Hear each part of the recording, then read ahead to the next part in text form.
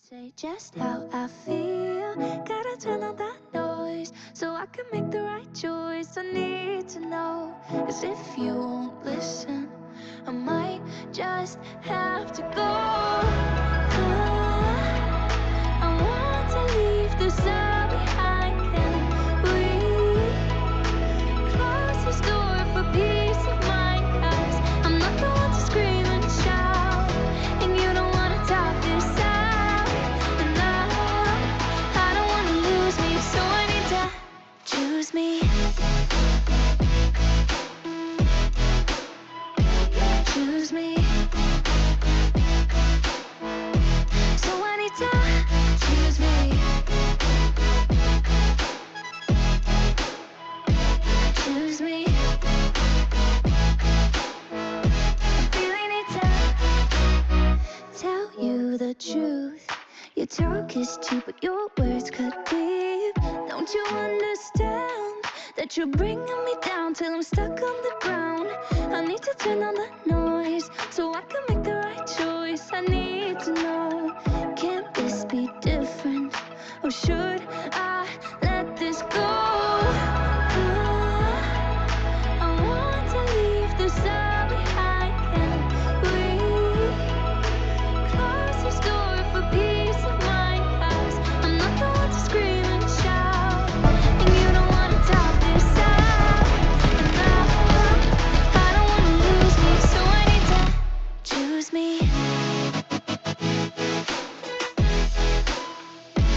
Choose me. So I need to choose me.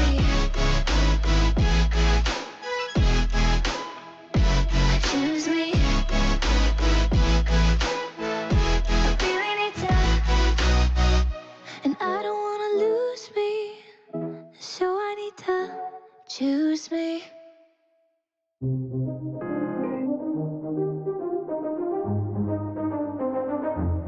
A journey that no one expected, starting from a reunion of old friends, resulting in the fall of a nation.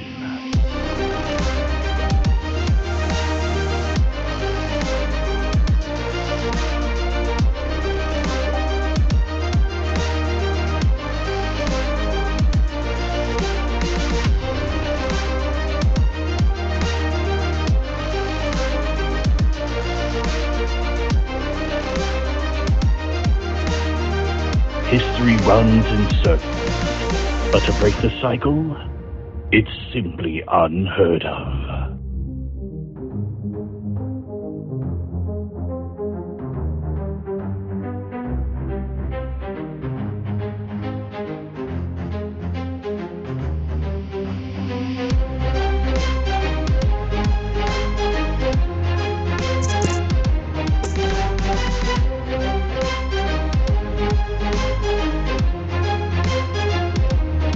The journey to Astera.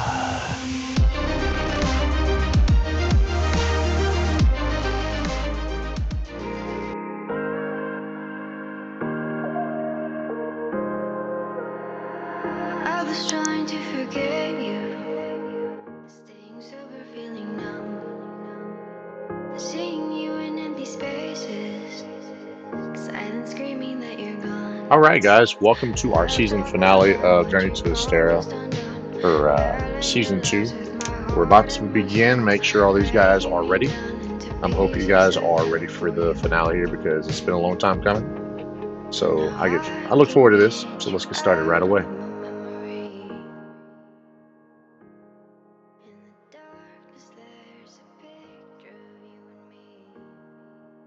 Going to be the season 2 finale of the Journey to Astera stream, and we're super excited for you to join us and be a part of it. I am Hololock, and I play Ventus Full Rose. Aaron? Yo, my name's Aaron, also known as NK Corvus, and I play the illustrious Zane Corvus. Drew? No audio, buddy. No You're audio. muted.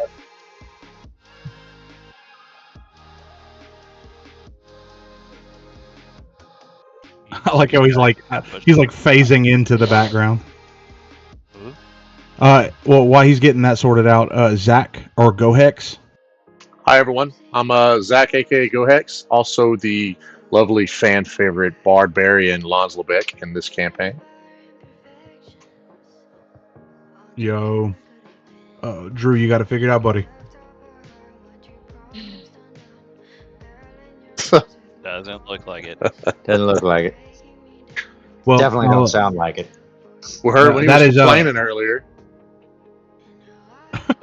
It was working just fine earlier. It's because I joined the chat. I joined the chat. His stuff messes up every time. That's the way it works. It wouldn't be Journey to Astera without technical issues, I guess. Exactly. Well, So that is but Oh, wait. It lit up for a second. Can y'all hear me now? There he is. all right, awesome. He's Dude, it making was noises. just working earlier. I don't know what the hell happened. Drew, you want to introduce yourself to everybody? Yeah, it's pretty much sums up about today. But anyways, my name's Drew, also known as NK Frodo, and I play Torek Stoneskin. And I am NK Mando. I am the Merciless, your DM for the evening. And most evenings. Before we start, do we have a link? Which link would you like? Well, Link to the past. Didn't know if we had a map. Oh, no map tonight. So with the season finale, just to kind of get everybody caught up, when we last saw our adventurers, each of them had been separated by forces unknown. Brilliant flashes of blinding blue light transported them to different places, disjointed spheres of time and space, where each of them faced and overcame a seemingly different trial. Now, the heroes have returned to a central chamber within the tower, and from the looks of things, they stand on sequestered platforms looking into the center room, separated by an invisible field, unable to communicate with one another, yet able to see each other perfectly. The last to enter the chamber on a higher pedestal was Ventus, made whole again by joining with Caius.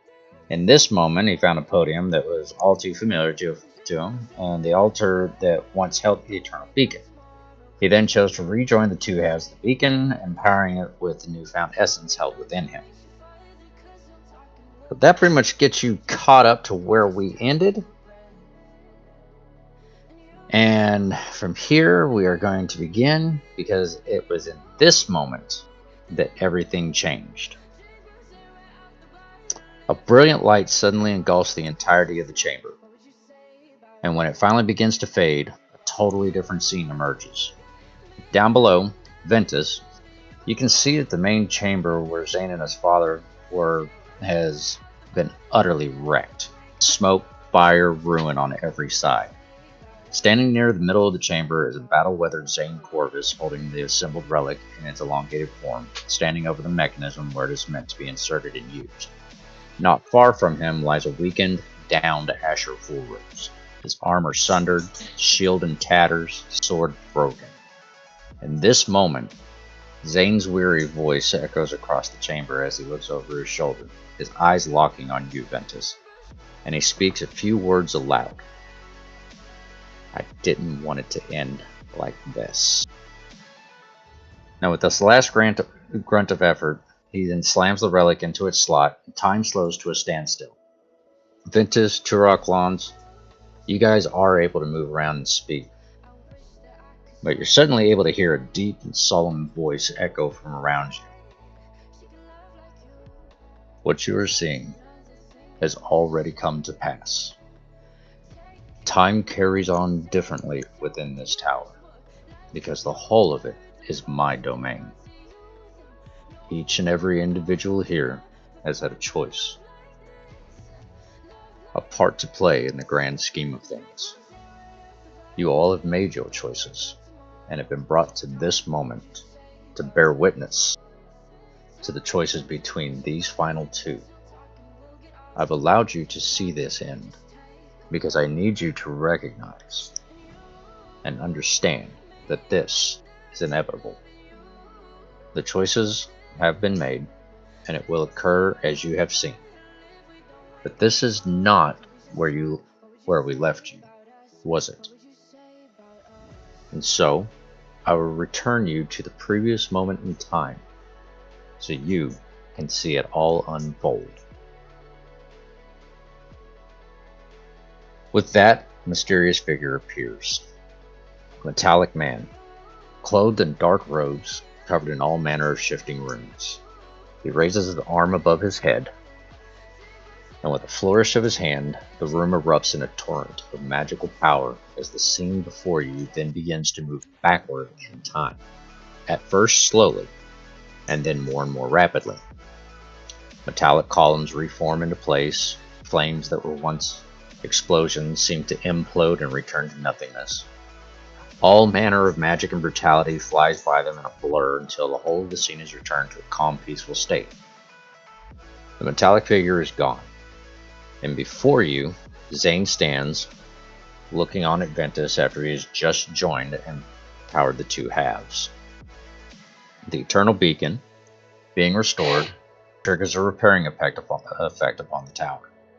It begins to tremor, and your whole party can sense that much more is going on outside of the tower. The walls once torn apart and ravaged are now glowing with ethereal golden energy as they begin restoring themselves to their former glory. The massive chain links that were once seen in the walls themselves are being pulled out as the magical energy replaces their presence within the pristine white of the tower's stone. Zane stands not 10 feet from Asher, the relic in his hand, and his eyes staring downward at the mechanism. Asher, on the other hand, is taking in the entire scene before him, awestruck in all of its scope. Asher begins off. Now, you guys can hear everything that is happening now. This has already happened. Of all the wonders my eyes have beheld, Zane, are you seeing this? What? Oh, yes. It's all quite interesting. Interesting. Is that... Are we even looking at the same thing? What the hell is even going on? The tower is being repaired, which means that the entirety of Astera is likely being restored around us. That will also trigger the rise of the sunken city, and it will, in all probability, end up raising itself back up and back into the sky. Into the sky? You say that so nonchalantly as if it were a mere trifle. An entire city is about to just lift up. Is that what this chamber's for? And that relic? Is it to start the process for the city's rise? Zane just kind of looks back at the relic in his hand, and his tone is just kind of haunted and hollow, and he says, no, this chamber was used for a much more important purpose. So Asher kind of notices the look that's come over Zane's face, and it says, Corvus, what aren't you telling me? And Zane looks back at Asher, really realizing that his features have betrayed him, and says nothing at first. Corvus! And Asher kind of takes a menacing step towards Zane in Zane's direction, and Zane's brow just kind of darkens, and he says, you have to understand, Full Rose. I did not mean for you to get caught up in this. Zane, what are you doing? Caught up in what, Zane? What have you done? Hold. Now remember, when you guys first came here, every time you tried to talk, they kept pointing at their ears, letting you know they can't hear you. So you can hear them. They cannot hear you. I'm still yelling at the top of my lungs. Zane, what are you doing? And Zane's kind of like, when the first circles of light began to transport us, I didn't realize that the tower would recognize the relic and send us here. I did not want this, Asher. Want what, Zane? I needed more time. This would have given me more time. More time. If you don't start making some fucking sense. The whole damn world is fake, Asher. It's artificial. Some project made by beings that we can't even begin to fathom. Massive machines. Hell, this city used to be some sort of control hub. Used to keep the moons themselves in orbit so they didn't crumble and fall from the sky. What in the nine hells are you talking about? Look, you remember the attack on Everalis, right? Yes. And Nino? Yes, but what does that have to do with... It has everything to do with it. Who do you think Nino was? You're a smart man, Asher. Tell me what you think. He was some sort of powerful wizard, wasn't he? Zane kind of just shakes his head, and he's shaking the relic in Asher's direction. He says, he was a giant. He was one of the ones that we've errantly called a god. The languages, the runes we've seen, our technology, all of it. It comes from them. And there's over a dozen of them. Each of them incalculably more powerful than the last. What does any of that have to do with a relic? This is my answer. This gives me the chance to have time. Time for what? Time to make sense of it all. Asher, they cursed me. They gave me exactly what I wanted. They allowed me to know. And with that knowledge, they cursed me. You guys kind of see Asher kind of drop his guard for a moment, and you see this disgusted look coming over his face. And then he snaps his eyes back up at Zane. Oh, come off it! You've always thought that you were some sort of singular wise man, the only one who has ever been burdened with all of this cumbersome knowledge. You've always had your head so far in the clouds. Whereas yours seems to be forever lodged firmly up your ass. You son of a... Look, you weren't there on the Phantasmal Isle when we found that fucking derelict lab. The whole thing was made of metals that we'd never even thought of. A millennia-old facility with lost technology, and we are still guessing at its purpose. Our people have been studying that tech for over 15 years and still haven't truly grasped the depths of it. Well, I'm getting tired of these supposed gods showing me time and time again the breadth of the chasm that lies between our power and understanding. If this even gets me a little bit closer to this relic, then it's worth whatever sacrifice I have to make. Now, at this point, you guys can kind of see Asher's brows kind of furrow up, and he grips the hilt of his sword as he draws it out, and you can almost see the white on his knuckles. And you can start to hear kind of a worrisome tone as he starts to talk to Zane again. Zane. The gaunt visage of Zane just looks even more just that sense of haunt and that weathered, like whenever you first saw him back in the beginning of the season, that, those gaunt features and everything, it just all seems to kind of come back, and he's staring intently at the relic in his hand. Zane, you still haven't said what this chamber even does. What's going on my way through the wall? What aren't you telling me? All right, so do me a favor and roll me a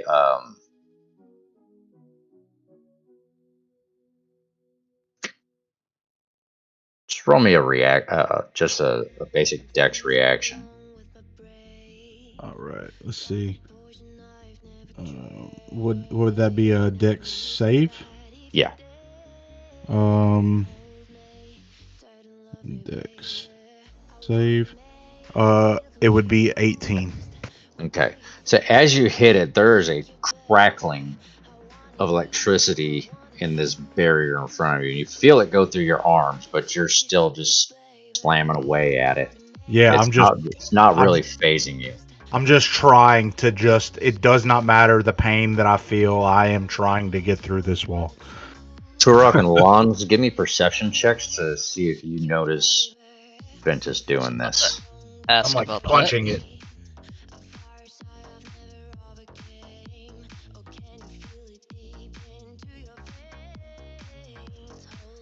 That's a nat 20 for a total of 28. That's a 9. Okay, so you definitely saw him. Lons, you are so awestruck at this argument that you're seeing take place. You're almost stunned.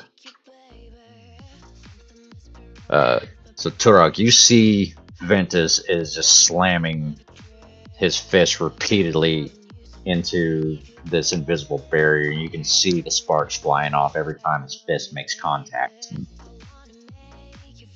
Good, I'm gonna do the same. You're gonna do the same thing? Give me the Yep. same roll.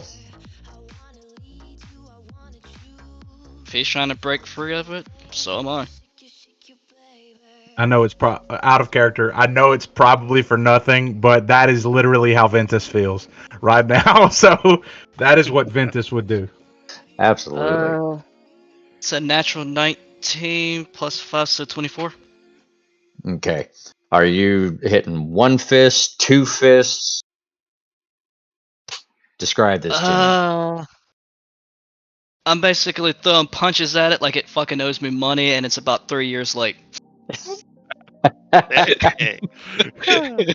All right. So Tell me how you really feel. Yeah. So, I'm Ventus, you basically probably having wouldn't Nino notice. flashbacks, okay? Yeah, Ventus, you wouldn't notice this at all because you're so focused on trying to break this thing open. Lons, go ahead and give me another perception check to see if you see, if you see him doing this. You rock. The 17.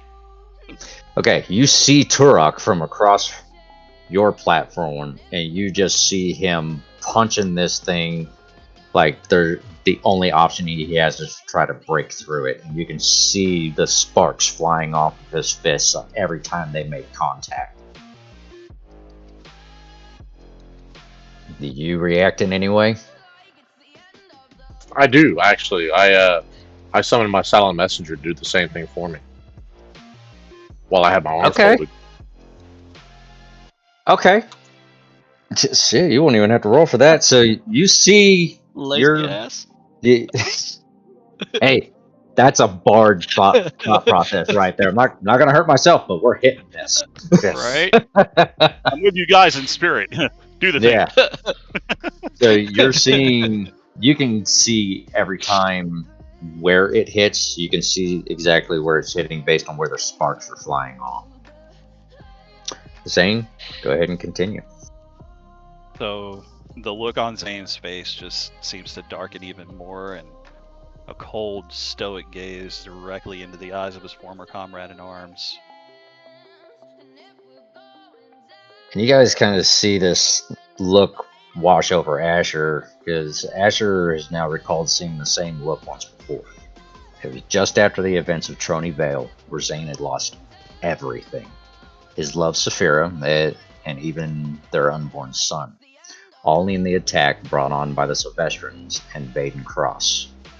Asher is looking into the very eyes of the Sanguinian sage, and a memory flashes through his eyes of his friend standing there next to the table where Saphira's body had rested, riddled with holes from the Sylvestran firing squad that ended her life. Corvus was still covered in the blood of those same soldiers, having just found out that Saphira was with child when they had completed the autopsy. And you can visibly see Asher's body shake as if a visible chill had just ran down his spine. Brother, the last thing I wanted was for you to be here in this room. And Corvus looks down again at the metallic, ornate device in his hands. This will give me the chance I need to make sense of all of these wondrous, mysterious things, but... So Asher, kind of noticing the lull in Zane's speech, is just like, he responds with one word. But when it activates, it's going to react to all of this energy that's being released. I don't know if we would survive the reaction. At this point, you guys can kind of see the gears turning in Asher's head, and as they're drumming through his mind, the thought he finally comes to term with what Zane's just said, and he tells him, then this isn't an option, is it? We didn't come here to die. And with that last piece kind of seems to fall into place in Asher's head, you can see a shocked expression come over his face. And he continues to speak. Wait. We didn't come here to die. But you did. And Zane just kind of slowly just shakes his head. He's like, I'm not here to die, brother. I'm here because I'm going to close this gap. What gap? Between myself and eternity.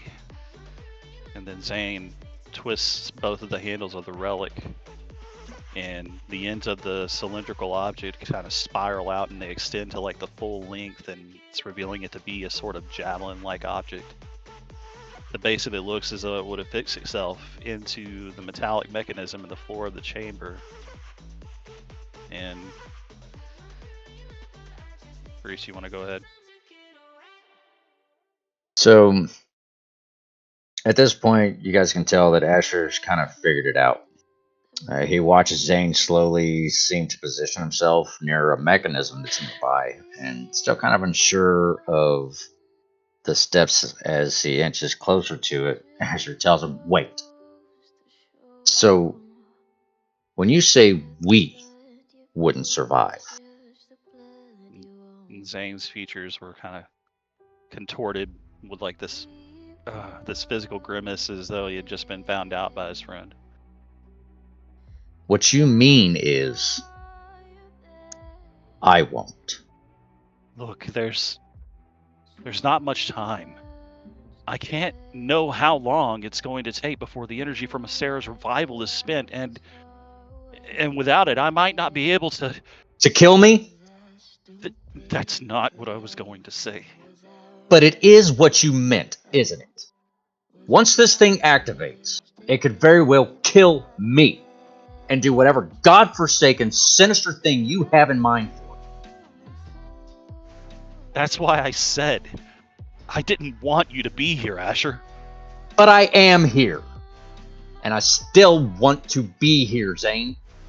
What do you want me to do now? Just accept my fate, roll over, and die? Zane still moves closer towards the pedestal and the mechanism. Corvus, don't. And Zane takes another uneasy step. As soon as you take that next step, Asher yells out to you, don't you do it! And he jumps forward, takes his shield, and swipes it at you, knocking the relic out of your hand. You guys can hear the metallic clang from the shield making contact with that relic. Comes clean out of Zane's grip, sending it clattering across the floor. And in the same motion, the iron wall is going to demonstrate his namesake.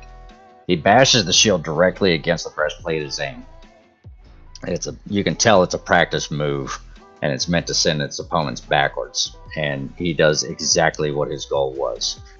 You're going to see Corvus find himself flying back, falling to the floor in a sprawl.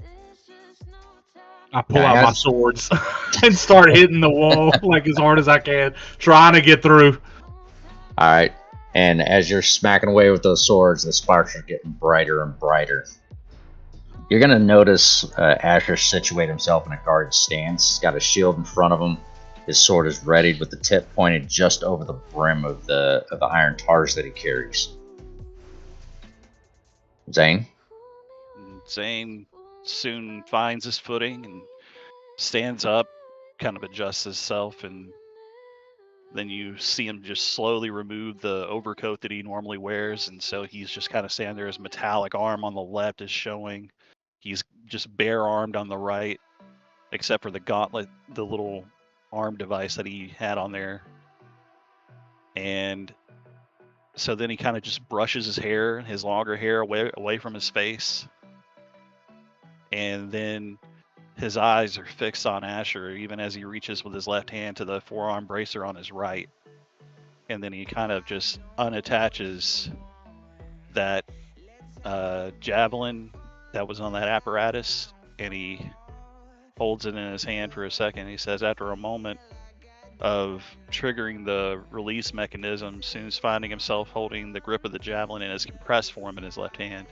With a flick of his wrist, the javelin extends to its normal length, and Zane gives the weapon a practice flourish before settling himself into a defensive stance, and he just says, I don't have time for this, Full Rose. And I don't give a shit, Corvus. If you want to kill me, you're gonna have to do it your fucking self. Roll initiative. Shit. Okay. Here we go.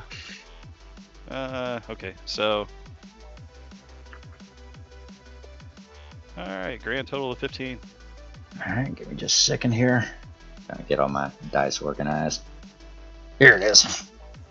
Alright, so Asher got the +2. 3. So you go first.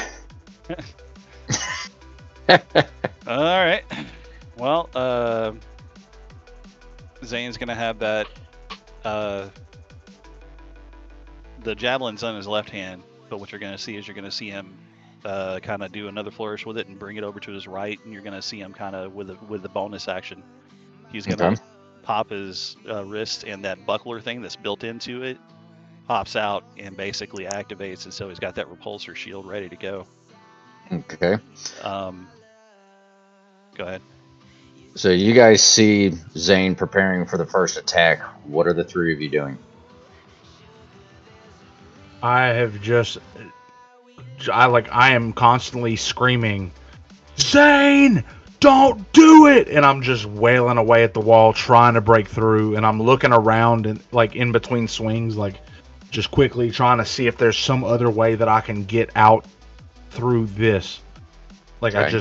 I feel helpless. Turok? I've already looked around, figured there's no way out, so I'm just standing there like a big dumb idiot, can't do anything. Alright. Lons? I recall my invisible servant, but continue standing with my arms folded, watching Zane and Asher. Okay. Well, as the three of you guys are doing, as you said you are, you all hear and realize that there's somebody standing next to you. And you hear that voice again, and you guys realize that the figure that you saw, the voice that you heard, is Eamon. And he tells all three of you, I wanted you to see what has already happened. I know you want to stop this, but you can't stop what has already existed. Zane? Right. So before y'all start, can I whisper to Caius and see if he's in there? Yeah, give me a roll. All right. Just a straight 20? Yeah. I rolled a 19. Okay. I whisper, is there anything that we can do to get through this? Okay, you don't necessarily hear a response, but you can feel it in your gut, in your soul. It's just this heavy helplessness of no. And I just stop swinging my sword. And I guess Eamon is somewhere close by. Yeah, he's right next to you. I just, like, as I'm staring at Zane and my father fighting, I just kind of stick my sword into the ground or into the floor and just hit my knees and just look helplessly. Like, At them or at Eamon? well, I look up at Eamon after looking at them. Okay. And Why can't you do anything about this? as I said, this has already happened. I'm simply But allowing you to see the choice that was made. don't you Choice. control time? I can, but it is also against my law. It's against the law of time to change what has already happened. I cannot change this any more than you can change the choice that you made before you made this platform. I simply wanted you to understand what happened and why it happened. So you're saying this happened because of me? No. Continue watching and you'll learn more. And I turn my gaze back to them and just stare. Go ahead. Okay. So, Sorry. Zane's. No. Hey, man, I'm cool. This is what I was hoping for. I was wanting the Right? interaction. Like, I wanted to see like us. I mean, I was doing this whole thing whenever I was helping to write this and all this stuff. I was sitting there going, man, they're gonna be they're just gonna be sitting there bored out of their minds. And I was like, well, you know what? If we can pull in some interaction here and there, that'd be awesome. So this is playing out exactly like I thought it was going to. Thank you guys. so 100%. much. I actually have an idea before he does that. Okay. Pretty sure I know the answer to this. Okay. But I'm gonna try anyway. I want to try to use Misty Step Okay. to teleport to Ventus. To teleport to Ventus? Mm-hmm. Okay. Are we close enough for that? I don't know how close we are to each other. I don't really understand how far away we Yeah, are. that's my own thing. How close are we? Because if Well, is it within 30 feet? No. Okay. Okay. Damn. Well, I'm out of ideas. Carry on. Carry on. All right. Zane? Yep. All right. So Zane's kind of there, and he's got the javelin in his right hand now. And then what you see him do is you just see him like just shoot his arm forward, and then like activate the switch on the thing. And so like that front portion of that spear is just going to like jut out, like it's going to extend to its full length. And so he's going to use that as like the jut, like the attack to actually hit him from that far away. Okay. Roll your attack. I think it's a +1 plus my dex, so gonna end up being a +4 to whatever I roll here, which will end up being an 11, which will do jack That'll shit. definitely miss. All right. So Oh, and Asher. that's one attack though. That's one attack. Yeah. What's your second? Second one, I'm going to, as the spear kind of shoots past him, I'm going to flick it again and make it return to its thing. But as it's drawing itself back in, after Asher basically just barely or just moves, lists lazily to the left and just avoids it entirely. The spear is going to be retracting, and as it's retracting, Zane's already like running in and actually coming up close, so that whenever it's fully come back to its original state, he's like right up on top of Asher, and he's going to try and make his second strike for like kind of try and come at him again, like up close though. Okay. So attack numero dos. Hey, that's going to be, well, that's a 23. 23. All right. That's actually going to hit. Whoa. I hit the iron wall. Oh, sorry. I'm sorry. Okay, so Welcome to the stream, folks. Sorry I haven't had a chance to say hi yet. yep.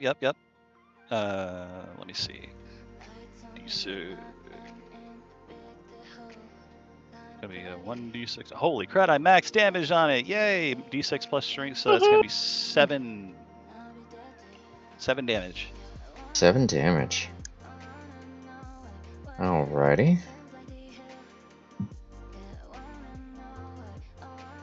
And now it's Asher's turn.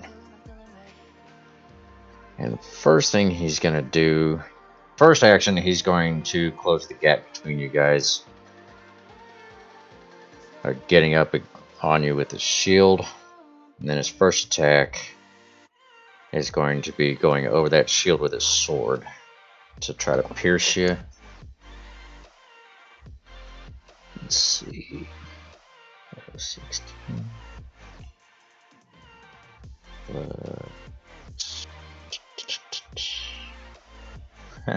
Plus 8 is 24. Ow. Okay. That's a hit. Yeah, that's gonna end up being a hit. But just remember, this is my repulsor shield, so Yeah. like whenever he hits me, it's gonna do a knockback. I've got something for that. Don't worry. All right. Well. So you're gonna hit.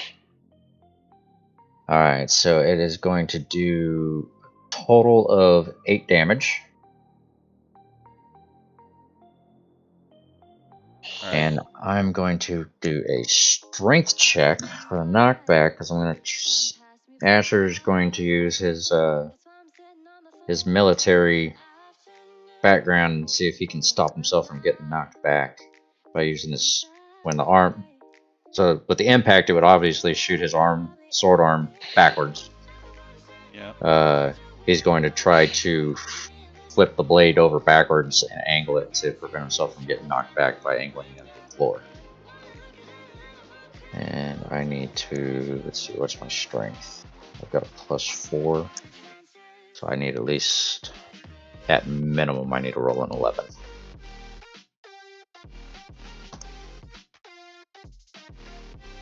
Natural 20. Well, fine then. Don't get knocked back. That's the iron wall, I guess. So the knockback hits, but it does not knock him backwards. He strikes, does the damage, and with the flick of his wrist, flips that blade over backwards, angles it at the floor, and immediately stops himself from being knocked away. Okay. So let's roll that next initiative. Okay. How fitting. How fitting for that, bro. 21? Yeah, I got a 7. So. Oh. Okay. The iron wall gets to go first. Son of a bitch. Not good for you. Seems like that him catching that knockback cut you off guard. A little bit. Well, and you're really going to hate this. So for his first action, he's going to use his maneuver feint attack. And so the feint attack, I have to expend a superiority die to do this. Right. As a bonus action on my turn to add to the total damage to the roll, and to gain advantage on my next attack roll against anyone within 5 feet. So you're within 5 feet. Isn't that great? That's great. Yeah. Great. So if I hit with this attack, with this first attack, I add a D10 to the damage. Okay. And on the third action that he uses, which would be his second attack, I gain advantage on it, so roll twice. Take the higher one. Well, hopefully you hit then, I guess.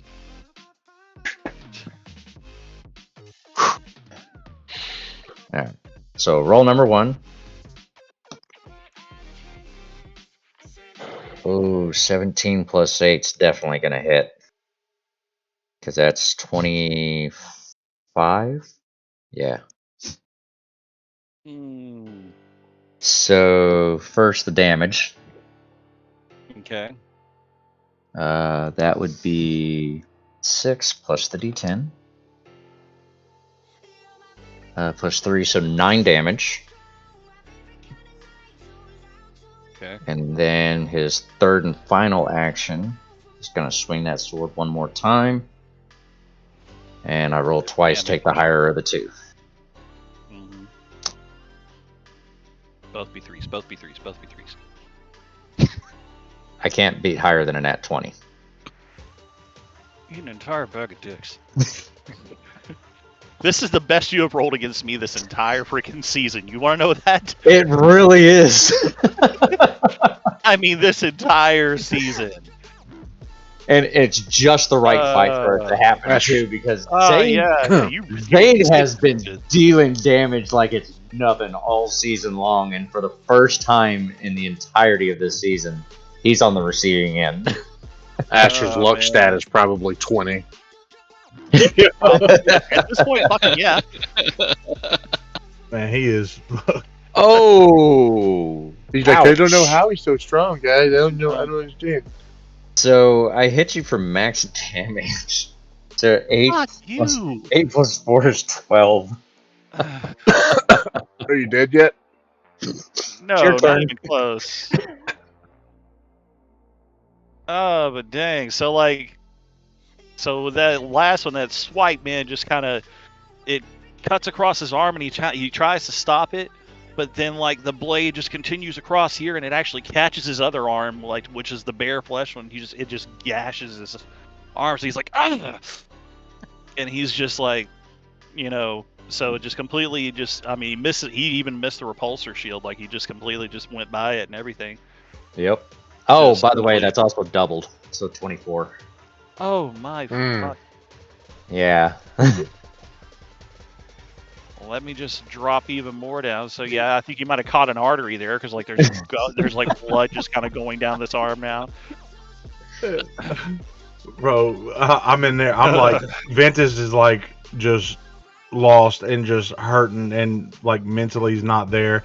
But what he sees is fucking Zane. And at this, you're Zane getting ragdolled in there, and I'm just like, you're lost and awestruck at the same time, because you've never actually seen your father go all out. Yeah, you've never seen him go toe to toe with anyone. You've only ever heard about his fights. You've heard the stories, but you've never seen it in person. Yeah, aside from getting my ass whooped, but he was going easy on me as a kid. Yeah. And over here, Torok is conflicted. He's like, why are they fighting? But I'm kind of rooting for both of them? If that makes sense? Yeah. Lons, you got anything going through your mind right now? All I want to do is I'm going to cast message to Ventus. And I just want to tell him, and only him, that, hey, no matter what happens, just know that your dad, he's got this. And he's the only one that can hear it, because it's directly to him. Right. I look back at Lons, and I don't know how far away he is, but I look back at him. It doesn't matter. And you can respond. It immediately gets to me. Okay. Thank you for trying to help. Okay. So Zane's gonna recognize that he's in a pretty bad spot here, and so he's going to literally just disengage for a moment. Okay. You're gonna see him step down on his heel, and it's gonna activate that expeditious retreat. Okay. So then he's just going to literally just dart back as far and as fast as he can to get the full 30 feet away that he's able to get. All right, in that moment, I'm going to use Asher's reaction. Okay. And use his brace maneuver. All right. So he is going to... It's like fighting a dragon. So what this does is allows me to add a superiority die. I roll this, and I add it to if I decide to attack you during that movement, which I can't because you disengaged. But if I was to attack you, I'd add this to the damage to the attack. But since you're moving away, I'm adding it to his AC. Okay. You better be glad I rolled low. So his AC is now 23. So his AC is a 23 now. Yeah, Oh, great. it's up by Yay! 2 points while he's in this stance. How lucky are you? Probably not. We're God, bro. This will be that moment he hits that nat 20. bullshit. You just jinxed me. You just fucking jinxed me. I guarantee it. So automatically Zane's gonna get back into that stance, and he's gonna go ahead and he's gonna use his remaining attack to try and do that extended, javelin spear thing where it's gonna extend out. Okay. And okay, you didn't jinx me. Nat 20. What? Are you serious? I mean, you check the thing. It did. I was like, oh, see, you didn't jinx me, motherfucker. That is wild, bro. Nat 20. Woo! Hell yeah. Oh man. Okay. So then, but watch this be like a fucking. Okay, so it's literally just gonna give me the max. So it's gonna be 6 times 2 is 12, plus the strength. So that's gonna be 13 points of damage. Okay, doubled because it was a critical. Well, no. It would have been 3. It was 3 for the thing. Oh, For the okay. roll. So I doubled that. That's 6 plus the 1 strength, and that makes it 13. Okay. Alrighty. We have a fight on our hands, boys. All right. So that was both actions? Well, because I did the disengage action, That was your first one. and then the And then movement that one. was him getting out of there. So I've still technically got movement. Yeah. I actually am going to use if I can. I'm going to basically get as far away as I can to try and make sure that he can't, run up on me to come after me, because I know now I've got to keep my distance. Well, based on the size of this room, you won't be able to go backwards. Right. You've gone as far back as you can go. At this point, you're running the walls. So which direction are you running? Okay. I'm going to run to my left. Okay. And try and just stay skirting the wall. All right. You're gonna see it kind of fast. Yeah. How far are you gonna move? How many feet? The full 30. The full range that I can. Okay. And I'm just gonna see here. All right. So yeah, his passive perception, he'll see the direction that you moved. And you're going the full 30, right? Mm-hmm. Okay. All right. Let's roll the initiative for the next round.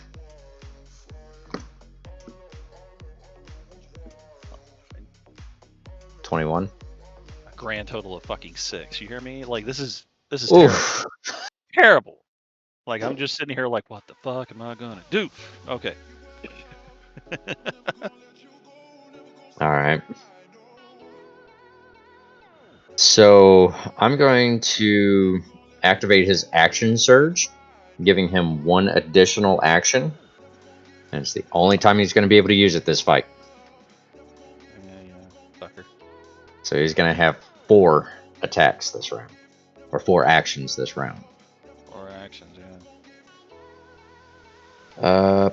Asher's gonna be the first person ever to get a critical 30 somehow, or a natural 30 on a D20. Just totally fucking me over.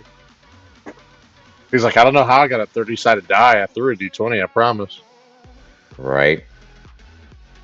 Okay. So you're within 15 feet.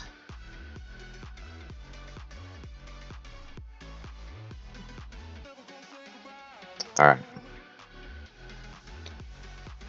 So first things first, he's going to take the step forward for his first action. He's going to close the gap. I'm going to roll for the attack, and I'm going to use his maneuver menacing attack. This is going to allow me to add a superior die to the damage roll if I hit. And if I hit, you're going to have to do a DC's wisdom save. Okay.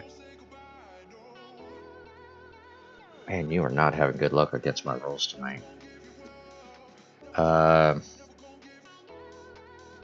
What is your AC? 18? 18 right now. Yeah, Does I rolled a does it matter? 17. Does it I rolled a matter? 17, so without even adding, you already know he's gonna hit because he's got a Okay. plus Well, 8 with that sword.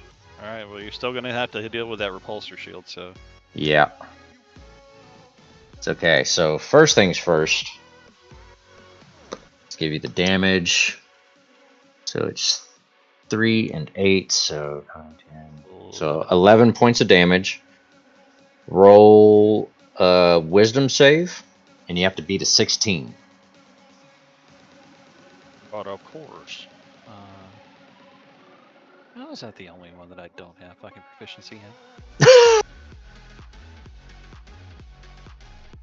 Had to beat a 16, you said? Yeah. Well, that didn't fucking happen. 14. On a failure, you're frightened until the end of your next turn. Okay. So that means I'm gonna be rolling with disadvantage, right? Yeah. On everything. Okay. So I'm going to do the same thing I did last time with that knockback. I'm gonna Try to roll it. Here comes that strength save. Here comes that Or no, natural 20. Dex. It's a Dex.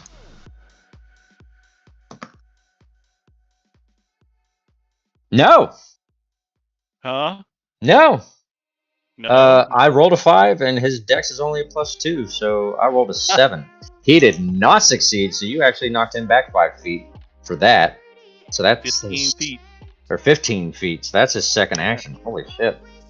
That's damn near the other side of the room. Huh.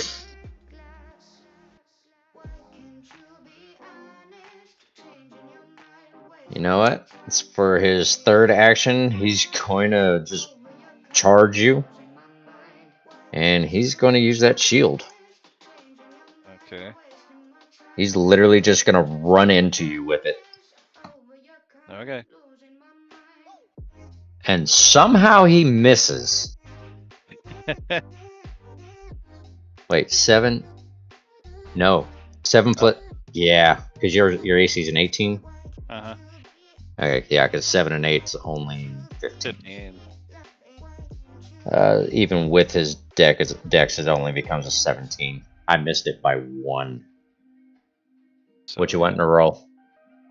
Huh? Are you talking to me? Yeah, I saw you hold a dice up there like you wanted to roll something. Oh no, I'm talking to somebody in chat, and okay. just explain it. They were asking about the mechanics of the game, like how are y'all playing it, and I was trying to explain it without interrupting anything. We use the dicey things. But I was just trying to explain it. But anyways, Asterian, welcome. Now that I broke everybody's concentration. Yeah, that's fine. Just definitely talk to Chad. It won't interrupt anything. So Zane, this actually gives you an attack of opportunity because he charged for his third action, and his fourth action was trying to shield bash you, and he missed. All right. Well, in that case, I am going to use, since he's right there next to me. Sorry about that. My mic was muted. I apologize. On my I'm stream. going to use the poison spray in my left arm. That's like one of my cantrips that I can use. Okay. And I'm going to use that. It's a Constitution save, which I know that's his fucking thing. Yeah, it is. So, but it's still, he's just going to try and use that to do what he needs to do. Give himself All right. something. What's the save for it? Constitution save is 17. 17. All right, so he's got a +5 on his gun. Roll.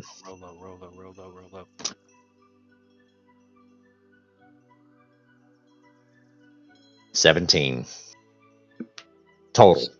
So that's it. What does that do? That doesn't beat it. No. So, what are the consequences of it? If on a succeed or fail?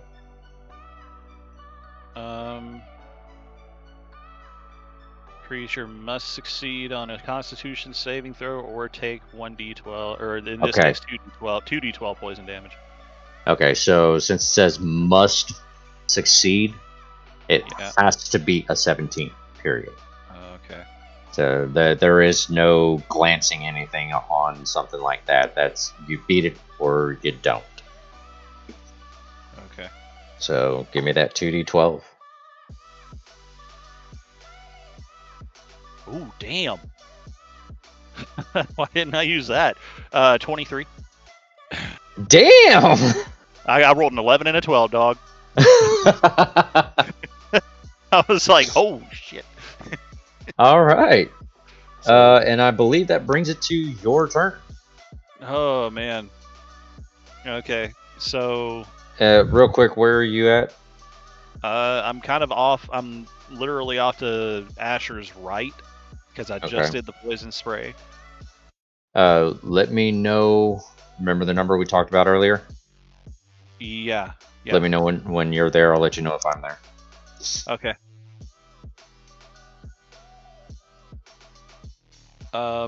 Take it away.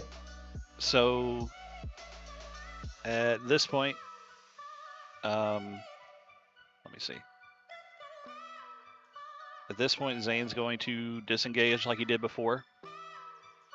Okay. And he's going to he's going to click his heel again, which is going to activate that second gear, basically. Add his Okay. long stride to it, which is going to give him another 10 feet on top of the expeditious retreat. So now he gets another 40 feet on top of his movement. Okay. So basically, he's going to Run the circumference of the room. Yeah, he's going to go as fast as he possibly can and get on the other side of the room again. And then once he's on the other side of that room, he's going to fire off a firebolt. I don't care if there's walls and it's enclosed. Fireball. Not firebolt, not Right. fireball, firebolt. It's not going to be nearly as. I know. literally me in Baldur's Gate 3.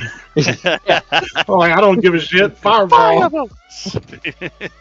Close the door. Fireball. Okay. All right. So you're gonna hit him with a firebolt. Yep. In which I'm rolling it. Oh my fucking gosh! Nat 20.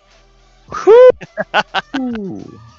And this thing now does 4d10 of freaking damage, dog. Holy shit. Disgusting. Because I mean, it's like after the 5th level, it's supposed to do 2d10, but right now because I did the crit, it gives me 4d10 of damage. Jesus. All right. Roll the damage. And that's gonna be a full 18 points of damage. Jesus. Firebolt! All right. So that was both your actions, right? Yep. I've still And got some wait, movement left in me. If I question. have to have it. Did you roll with your disadvantage like you were supposed to? No, I didn't. You're right. I'm still gonna let that one slide. Just remember Okay. that for because it's this round and the next one. Okay. So I think you still have one more thing you can do. Well, the disengage and the firebolt. That would be both my attack actions. I've already done most Okay. of my movement. I still have movement left, but Okay. that's about all I got. All right. Do you want to take your last movement or no? If there's anywhere I can get further away from that fucker, yeah. But no, I don't think I can. If I'm on the absolute other side of the room. Okay. Check your message.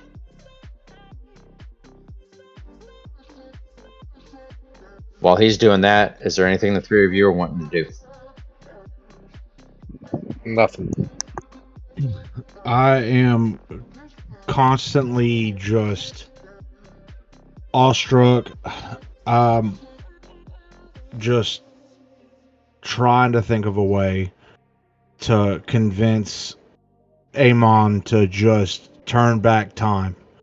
I cannot, like, I don't want to see Zane and my father fight. I don't want to see my father die to my mentor's hands. That's the last thing that I want to see. And I know So you're Go ahead. pleading with Eamon? I'm just asking him, why does it have to be this way? Because Who made the rules? The rules of time stand as they always have. What is But meant to happen will happen. When a choice is made, it cannot be unmade. Any change will change all outcomes. And if the outcome of this was to be any different than what was made, what comes after this will not be in your best interest.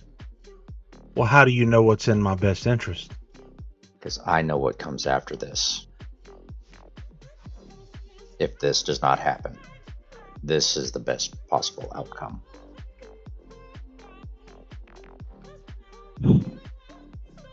As I sit back, slowly trying to accept it, question out of character.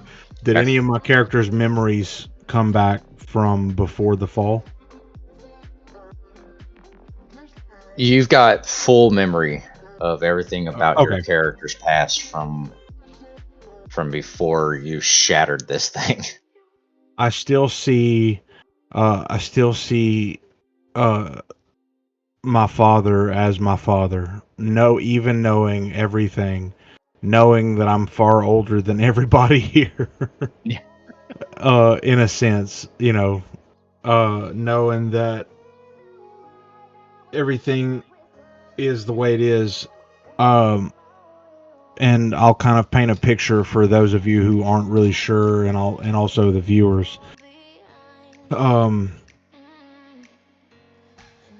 My character has a thought pass through his mind, and it's coming in quick flashes. Like his memory is just, it's like he's seeing his life play before his eyes, but it's different somehow. And like in his memories, his hands are not his own. He doesn't feel quite the same, but he remembers feeling helpless and being given a choice by a voice that he wasn't familiar with. And the choice was made to save a family from certain doom due to some form of madness breaking into the family somehow or another. It's kind of hard to say exactly what happened, but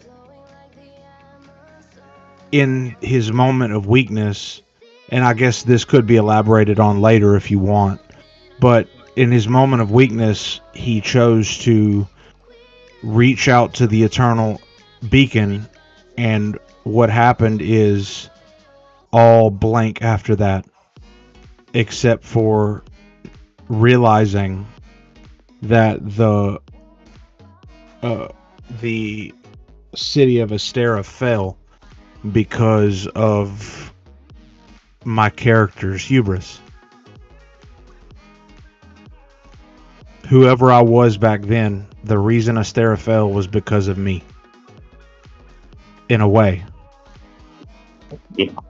Influenced by such a thing is irrelevant. The fact is the city fell because of me. And remembering that is like another knife sinking into my heart. So I just look at Amon and say, I understand.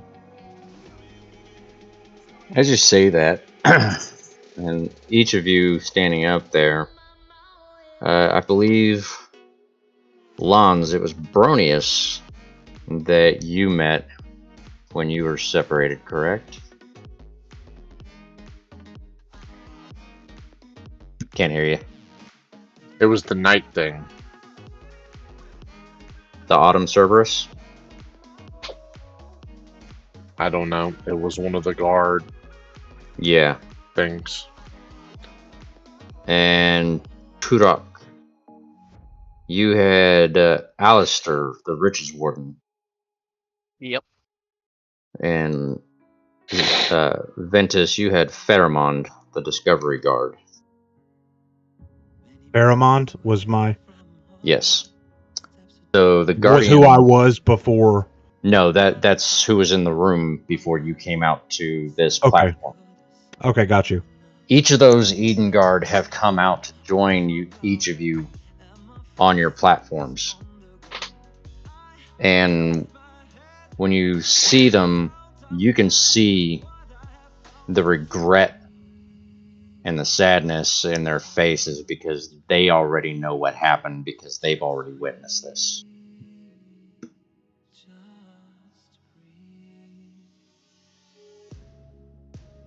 Pharamond, what happened exactly? Why did it come to this? He looks at you and he says, just watch, and I promise all will be answered. Could you have stopped them? I could have, but time, Aemon, won't allow us to alter it. So you saw it happen in real time, didn't you? Yes. And I was powerless to stop it, even if I wanted to. So Aemon is the reason you couldn't get to them. Yes. Blood starts boiling.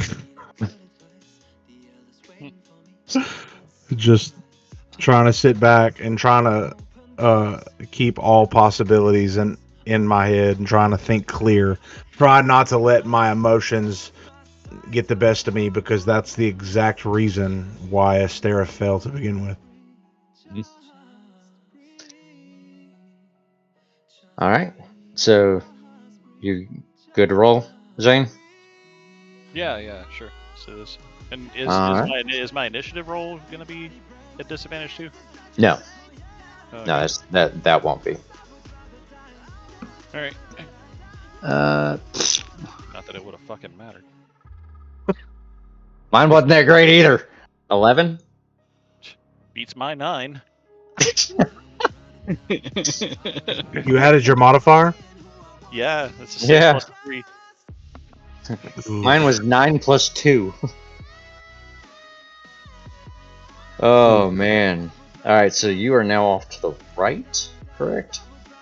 You're right. Which I mean, I Yeah. guess technically I'm behind you because Yeah. I basically used all that movement to get over there. Yeah. Alright. Yeah, I'm So completely back on the other side of this to diagram. just his 3 moves. Let's see. Ooh. I could have used that earlier and I completely missed it. Damn it. I'm going to use that if I have to next time. And you missed it. Ahsoka says hi. Hello, woofers. Aw, hi Ahsoka, miss you. I could have used that one too and didn't think to use it. I'm a dumbass. To be fair, we literally just created this thing like Yeah. 20 minutes before we decided we were going to bring him in. Okay. So for his first action, he's going to turn and run at you. Yay. He's going to lift his shield. And first things first. So I'm doing what's called a pushing attack. Okay. Ooh. I almost critted. 19 plus Just 4, 23. You hit. I'm using his pushing attack. Okay. You need to do a strength save. I better roll high. Need to beat a I'm not DC gonna- 16. Not even close. Not even close. 9. 9. Grand freaking total of 9. Oh, this is going to hurt you then because you have no way to be moved back 15 feet. This is going to slump you. Kind of up against the wall, ain't I? Literally. Yeah, you know what? I'm about to be doing some stupid shit. So... Damn. Alright. Shield is going to be a D8 plus strength, which is a 4 for damage. Rolled a 6, so it's going to be 10 damage. And it's going to slump you. He hits you so hard you slump down the wall. And with his third action, he's going to swing at your slumped body with his sword. That makes my DC halved, so unless With you a got one, nope, I rolled another 19. eat my fucking short. Oh, and I hit you for max damage. Oh, 8 and 8 is 16. Man. I'm clicking this thing way too many times.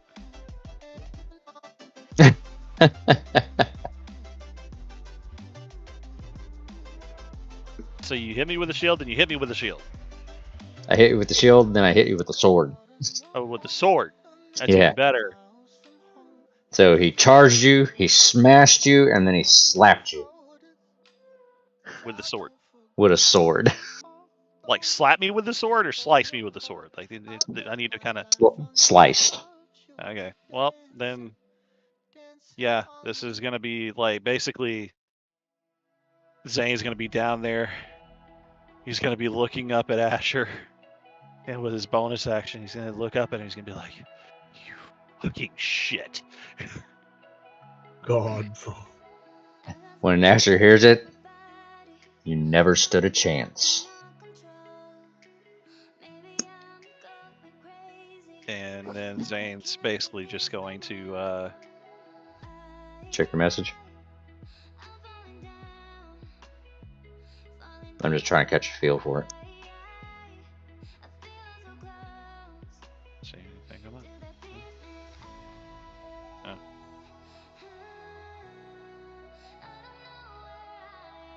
Oh. Oof, okay. Yep. It's Yep. like that. Yep. So, Zane, at this point, is going to roll, like, in his disengage thing. He's basically disengaging by doing this, but he's going to try and roll away from him to get back on his feet. Okay.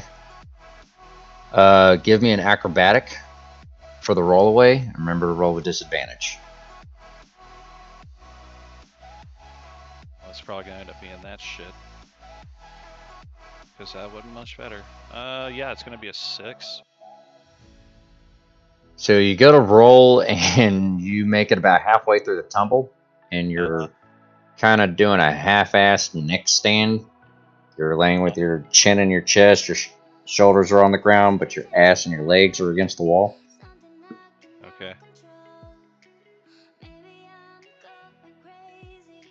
So literally what's going to happen from here is I'm going to activate my spider climb.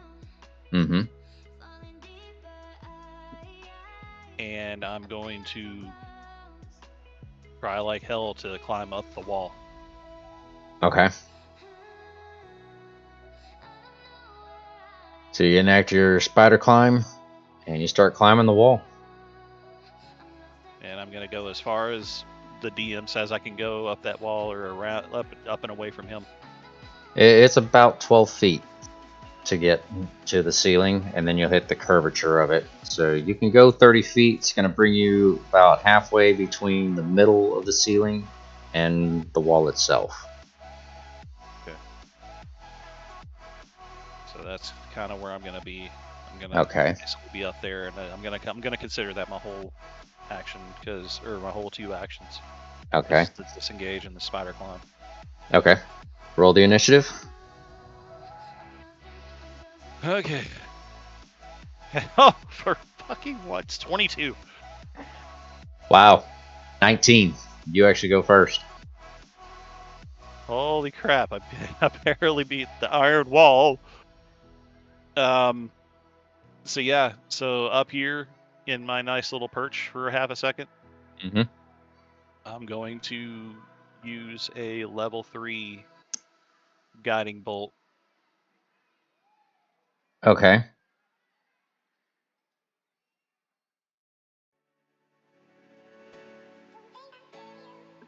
Is there a DC save?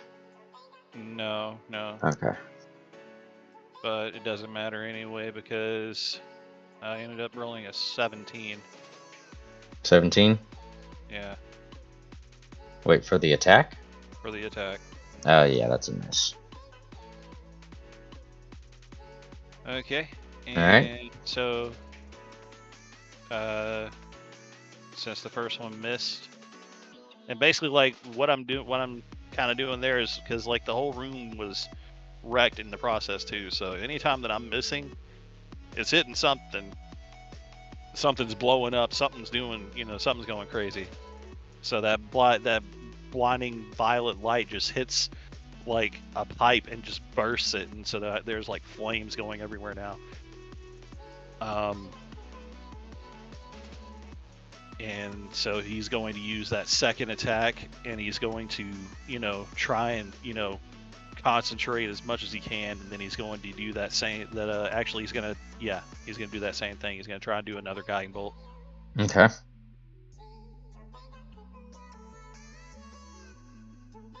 How about a 25?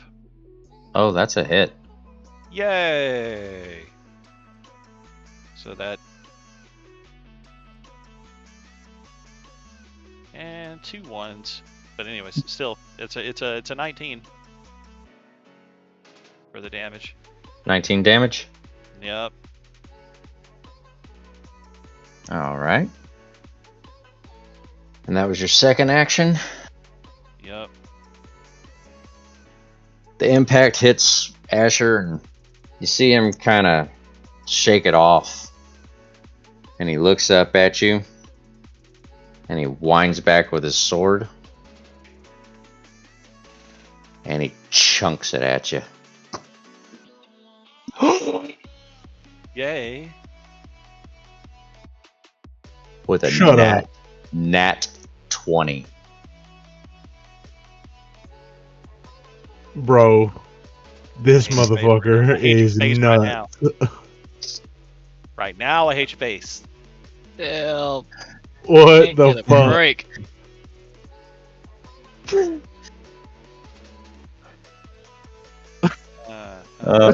Hold on.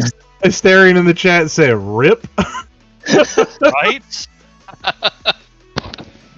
Thanks, Hysterian. Thank you so much. I appreciate the yeah. And I'm up here on the fucking ceiling. Alright, I'm gonna shoot you something in the message real quick. Rip? Question mark.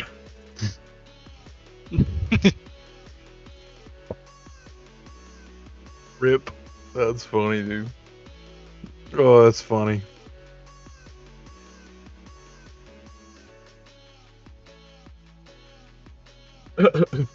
So Yeah. it's Yeah, clip that. Clip that moment, please.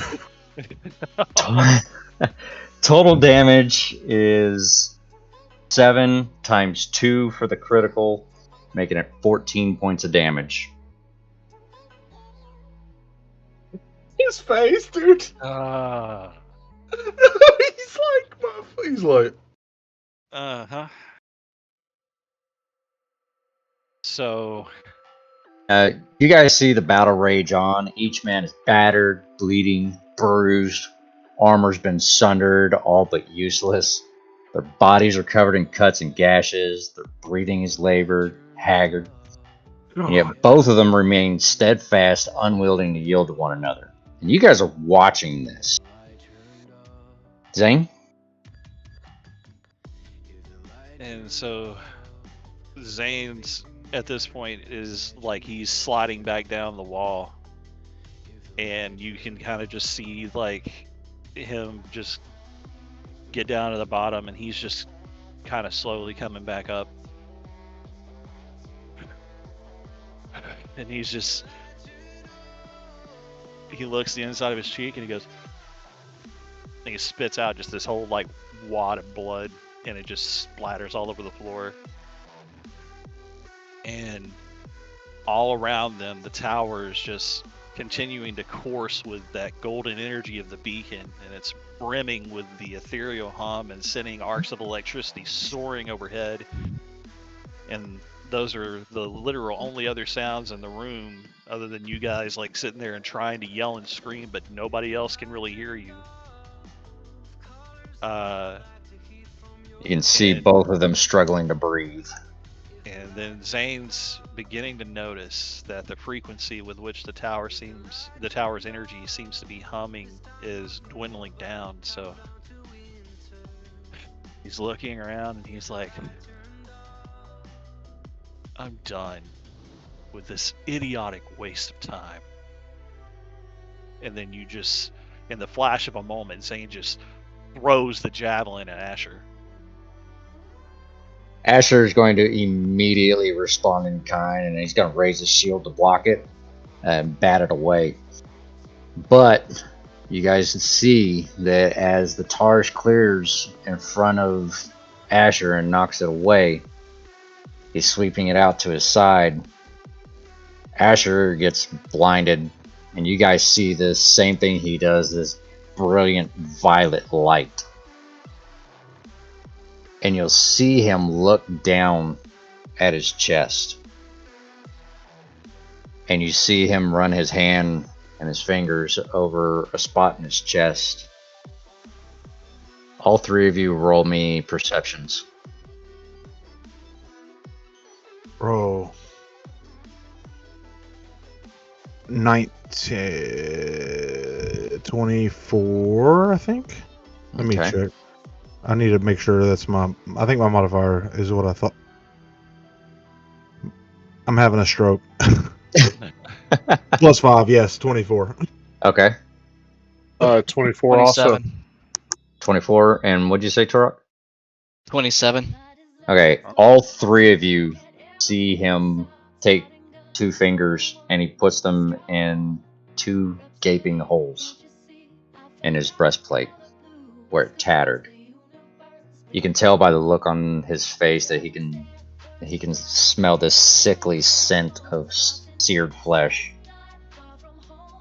And you see him double over forward, barely catching himself from collapsing and slamming his foot into the ground.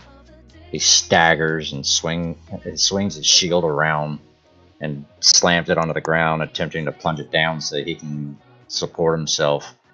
But his body's so heavy, he just... all of a sudden, he lets go of the shield, and you hear it clamber to the floor. And you see Asher fall sprawled out to hands and knees, shield just out of reach, and he's struggling to find his breath. He's gasping, coughing, sputtering. You can see him spitting up blood and saliva. And with that, he looks up at Zane. And he sees, and you guys see Zane holding his gun out, and you can see the smoke from the end of the gun. And those tendrils of vapor are just spiraling up towards the ceiling. Zane? And in an almost like just defeated fashion, you just kind of see Zane's arm just drop to his side. And he looks at Asher with that same just haunted expression as before. Almost robotically, he holsters his weapon and then just begins to hobble his way over to where the relic rests on the floor. And he's just breathing hard the whole time. He's like, I tried to tell you, Asher. I didn't expect things to go like this. If I had known, that the relic was going to transport me here when the tower reacted to us. I would have made sure I was by myself. Reaching the scepter, Zane bends down real slowly to pick it up, and then he just starts moving back in the other direction towards the pedestal. I drop my swords, and my eyes are wide open, and I'm shaking. And Zane's just walking back towards that pedestal, and he's like, if we're going to have any chance of averting the eventual catastrophe that these giants, the Eden Guard, are going to bring down upon us, humanity will need this knowledge. And I will need the time to grasp it all. And then I'm shaking that relic in my hand again, and I'm like, this will give me time. Lons, Turok, if there's anything you want to react, say, or do, this would be the moment to do so.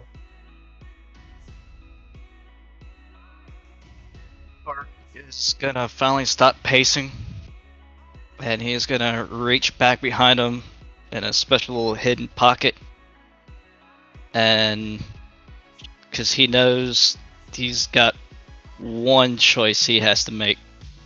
Okay, wait for your message and you'll know when. Lons? I just slowly unfold my arms because now I know exactly. Like, I don't know what to say or think about what I've just seen. I'm being very stoic about it. Zane? In this moment, Zane finds himself back before the pedestal once more. He stands, holding the relic above his head, and in this one moment, he turns back to look over his shoulder at Ventus. And there's a slight shimmer that goes all around the room, the magic of the barrier surrounding the central chamber, wavering for a moment. The sounds of the echoing chamber now flow outward, and Zane's voice, weathered and weary, carries toward Ventus. He says, I didn't want it to end like this. And then he plunges the relic downward, joining it with the pedestal. He immediately puts the crown of what was it Elemental again? Deception. Yeah, elemental deception. Sorry, it's been a while since I had to say it. Yeah, Elemental deception on his head.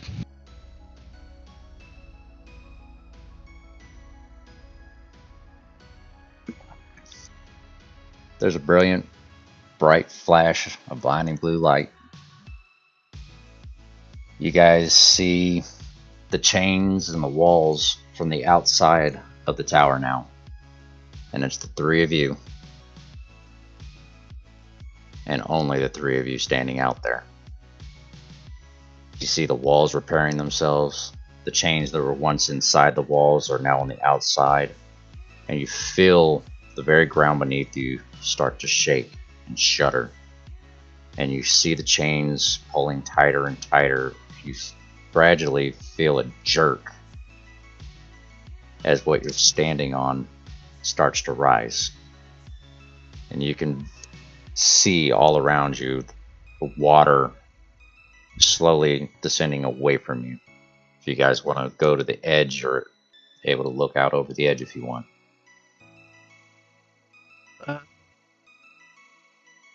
Torak will. He's gonna stare at the boat and basically look down and say, I'm sorry, Doran. I had to. My eyes lock and stay locked on Zane. You don't see Zane anymore. You're outside the tower. Yeah. Oh, I'm outside the tower? Okay, I thought he was still Yeah. with us. It's just Nope. me, Okay. you, and Turok outside. Yep, it's just the three of you outside. So I stare at the wall. Okay. It's Long not the iron wall. Yeah, not anymore. Too soon. Oh, shit. Damn, y'all.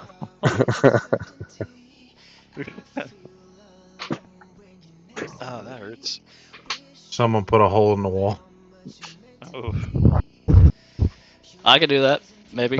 fucked up. I hate myself for the joke I just made. Okay.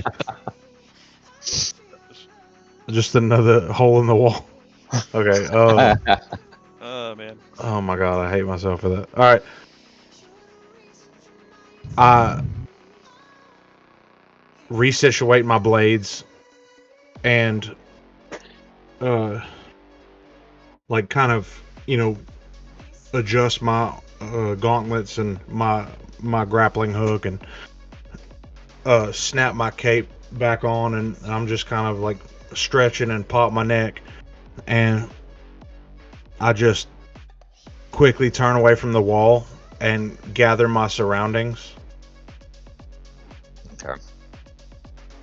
Well, as you guys are seeing everything, you can tell that you're getting higher and higher. Now you can actually see where each chain is connected. And as you follow the sight lines of the chains, you can see the moons. You can actually see one of the mountains that Zane had talked about at one point. They saw a chain inside this mountain. And you see the chain come up and just break the mountain down. And Ventus, give me an insight check.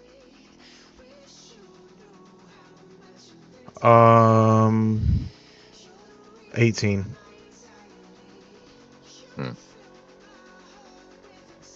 You realize that this is the mountain that is right outside your city. And this mountain is crumbling down on top of your city as the chain is straightening out.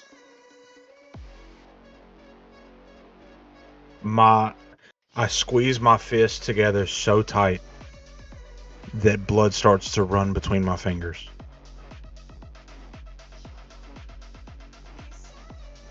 All three of you start hearing a crackling in your headsets,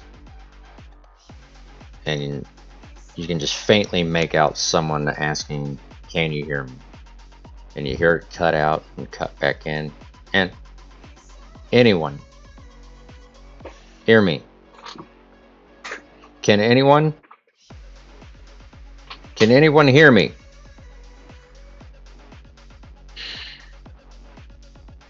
Are we able to make out who it is? You recognize the voice as one of the crew members from Zane's ship. I can hear you as I respond. What in the nine hells is happening right now? What is coming out of the ocean? It's a long story. Astera is going for a ride. Because we're sending a jumper up to pick you up.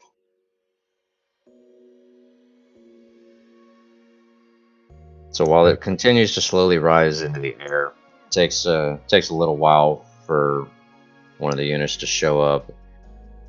They're kind of hovering right off the edge of the platform that you guys are standing on. The door swings open. They start waving for you guys to come in. Who enters first? I'm gonna wait till both of them get on. Lon, Before you I go get on on. first. Yeah, that'd be me. Okay. As you're stepping on, the person waving you on grabs you by the arm and says, "Where's Zane?" I wish I had an answer for you. My best guess is he's still inside the tower. Alright.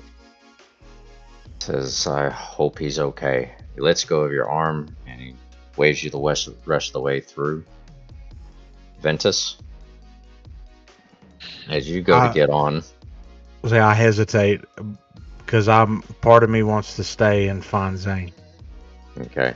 Well, as you hesitate, he drops down to the platform, kind of grabs you by both arms and shakes you a little bit to kind of snap you back. He says, "Zane, Asher, where are they? Do you know?"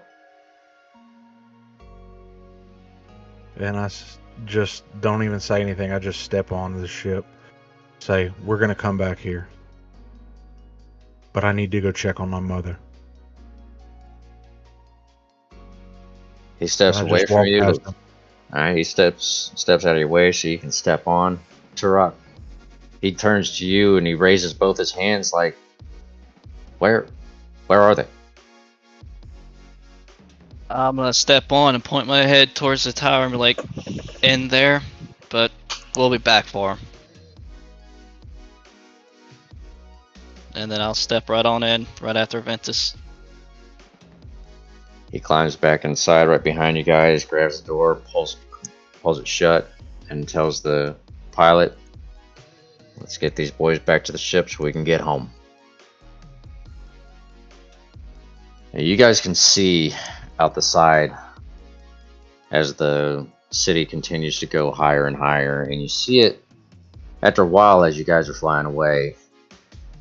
You can see the city finally start to level out, and it's quite a ways up in the sky. And the next thing you see is this explosive white light from every window on the tower. Just random rays of white light burning through them. And these rays reach so far out you can't see the other end of them. And in that moment, it dawns on all three of you that Zane and Asher are gone.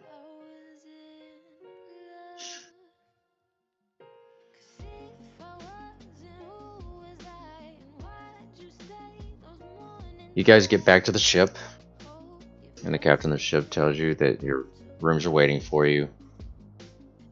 The operator that was with you guys informs him that Zane and Asher didn't come out of the tower, that they're to follow Zane's original orders of if he doesn't come back, take everybody home. What are you guys going to do over the next couple of days of travel while you're heading back to the city?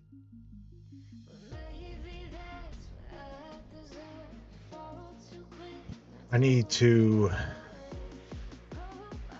go pay a visit to a certain couple of blacksmiths. Okay. So it doesn't matter to me. Lons? You're saying travel as in like we're going to be on the same thing for Yeah, a few you're going to be days? on this ship. You're going to be on the airship for a couple of days, heading back. Alright, well, I'm not going to do a whole lot of anything except for just rest. Okay. Turok? Honestly, at this point, I'd like to go home to the Eden Strings. Okay. They let you know once the ship gets to its first destination, they'll be able to bring you to the Eden String on a separate ship. Where is the ship headed? Straight to your home city. Okay. Of Maygrove? No, the capital, where Asher and your mother were originally. Okay. His home city, okay. Yeah. I guess in these couple of days, I'm gonna go up to Ventus, like, hey man, like the look. So, is it Ventus, or old Ventus? Just Ventus, man. And Good, I'm glad you're still here. I kind of lighten up, and I'm like, you can kind of see like, in my eyes, it's very almost like cold, but it's like I'm feeling a way that I've never felt before, and I'm kind of in a headspace of I don't know if this is how I feel or if this is how I was supposed to feel from joining with my other half. I don't know if these emotions are real or if they're not mine, even though they're clearly mine. But it's like I don't know what to feel right now. Everything is mixed up. I'm kind of in and out of consciousness. I hate Zane right now. I hate him, but I also understand. And it's just like I'm having an internal conflict right now that is ripping me to pieces. And I just want to get away and just preoccupy myself. I just need to get busy. I need to get to work. I'm just gonna go ahead and let him know that if he wants to talk about it, he can always find me at Eating Strings at my home with my wife and family.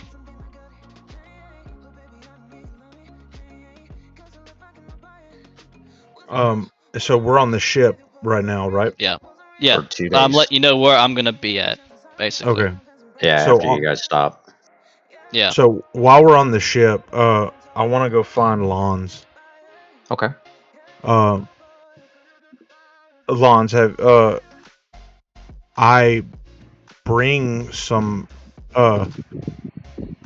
some of the special wine from Andarn that I snagged early on that I never told anybody about, and I bring it to you. And where are you at? Resting in my quarters, just kind of laying down. Do you have like any chairs in there? I have a sofa. Okay. I just walk into your room. Like I just kind of walk in. I don't even knock. I walk in and I have 2 mugs of wine, and I just say, "Hey, are you awake?" I just kind of do this with my hands, and my silent servant pushes my couch towards him and like under his ass, where he purposely forces him to sit down. And I just say, "Have a seat." So I sit down and I hand him the mug of wine, and I say, "Let's drink." Let's do that. So I take a sip and I say, "Please help me figure out how to feel right now." In I'm these so situations, I never know how to feel myself. All I do is find the next task, the next motivational thing that just keeps me moving forward. Right now, I have no idea how to process anything that we just witnessed, but I know that I need to find my way back to Maria. I need to check on my family. I need to see what all's transpired. So I can't react. I can't do anything until I know for certain what's going on. So right now the mission comes first. Yeah, well, while we're here, I just wanted to talk to you about it.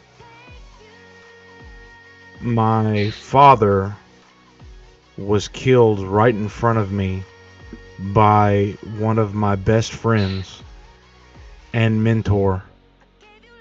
The man that raised me and trained me killed someone else that raised me and trained me. Everything I've ever known has been from those 2 men. And one of them is dead because of the other one. And I don't want to hate Zane. But until he explains if he's still alive, even, I don't even know I don't sense his presence anymore. But until he explains this, I feel like I don't know. Like I feel like there is a I wish he would have just been honest with me. I wish he would have just told me what was going on. He didn't tell me anything. I take another sip of the wine. There's a very strong chance that not even he wanted anyone to know what was about to go down, because I don't even think he himself knew the whole story. But we both know that Zane hasn't been the same ever since he got all that knowledge. And since those Does he people not- granted us with those gifts, like he was never the same. So he very well may not even be the Zane we knew before that day. All we can do is Lon. wait, Do you trust me? as much as I should.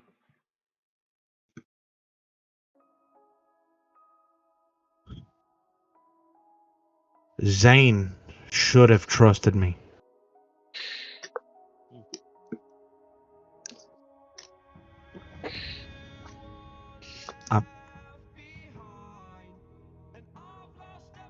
I don't know. It's a lot to process. Well, we both heard Zane say the same thing. We were all in that room together. He did not anticipate Asher to be in the room with him when whatever just happened. So I don't think he had any ambition on hurting any of us, much less Asher. I think just whatever he felt he had to do then, and he had to do it the way he did. And sadly, we may not know why that is. So he did all that just to sacrifice himself? Again, we're not sure what happened. We're not sure if it was a sacrifice or maybe he was moved somewhere. Maybe he got transported somewhere. I mean, we got transported out, we don't know how that happened. So But he could have been sent anywhere. So there's something that doesn't fit together. It doesn't make sense. Why did my father have to die?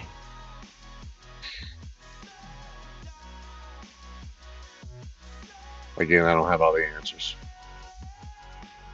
I feel like at this point, you know as much as I do. You heard everything that I heard.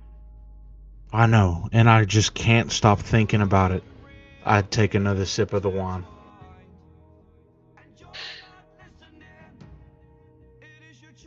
It's haunting me.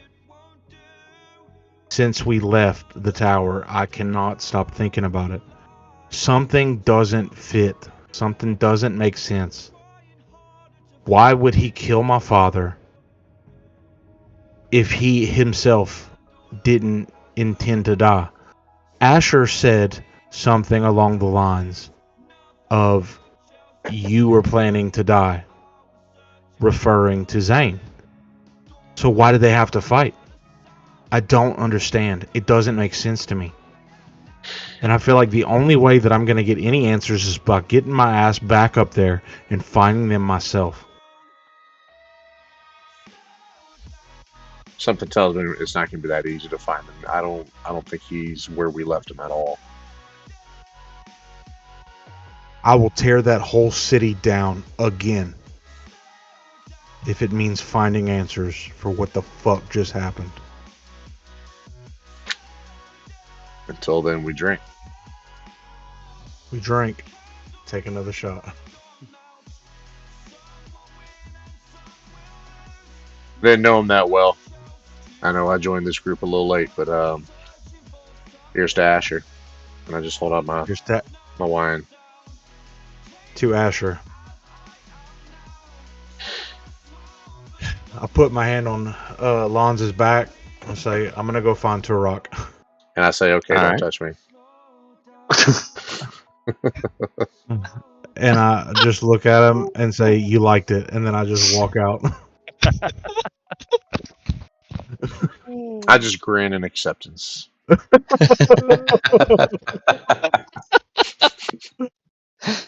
We're so serious. We're so serious. We're so serious. Buddy. Don't touch me. Staying true. But in reality, Ventus is starting to feel better just knowing he's not alone. Yeah. It's and also the alcohol. Yeah. And maybe you're- only the alcohol. Yeah, mostly the alcohol at this point because you're 4 drinks in on it. So after you leave Lon's room, you're going to stumble around a bit till you finally find Turok's room. You finally get there. Now you know where. Now you're at his room. What do you do from here? Turok, are you awake? I'm just Turok! off by my. Okay. I was gonna say I was meditating on the events that happened, but I guess since you want to come in here screaming, that's Keyword was. not an option anymore. You don't like you're meditating now. Right? Meditate on this. Shoves a glass of wine out. So Turok, Yeah. when he walks into the room, you see him stumbling and he's got a glass of wine in his hand, and you can tell by how drunk he is what he's been drinking.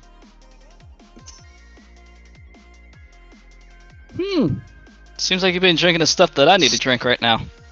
I hand him a glass. I hand him another mug that I poured on the way. Like I had mine under my arm, and I had bottle in my bag, and I was like stumbling. And I'm like, I have my mug that's like half empty in my arm, and I'm fucking pouring him one as I get to the door, and I'm like, So I there's like- a trail of stone skin wine going from Lon's room all the way to Turok.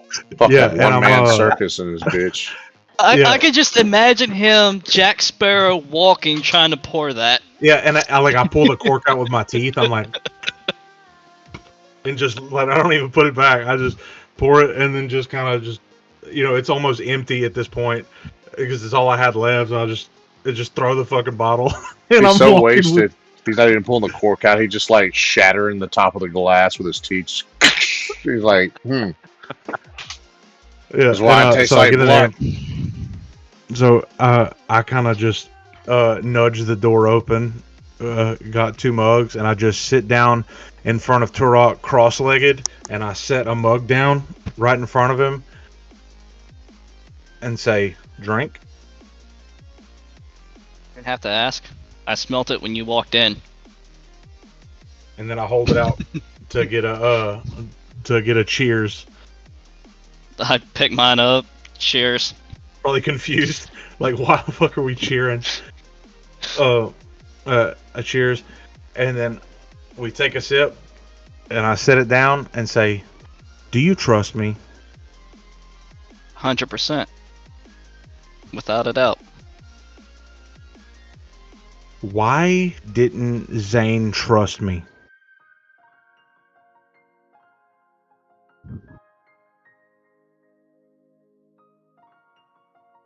Honestly, What did I do wrong? starting to think he didn't trust any of us. At least not much.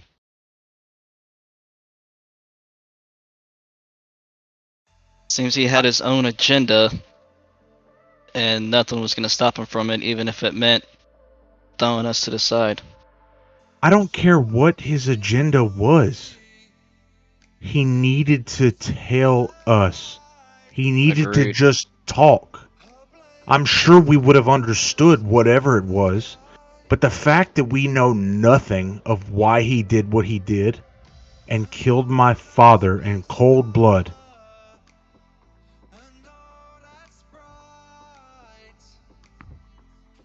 I want to respect him. I want to understand. But part of me feels like I'll never get the chance.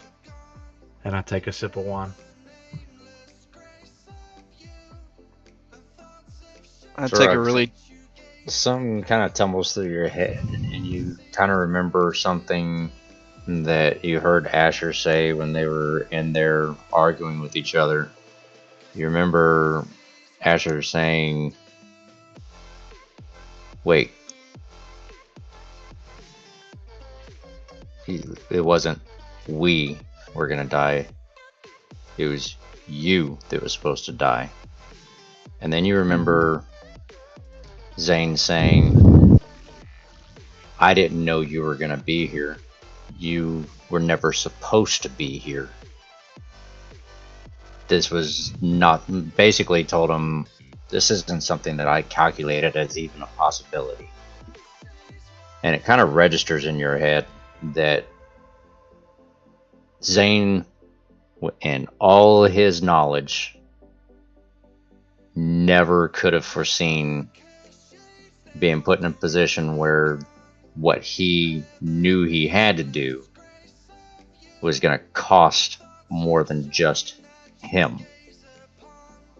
It was going to cost him everything.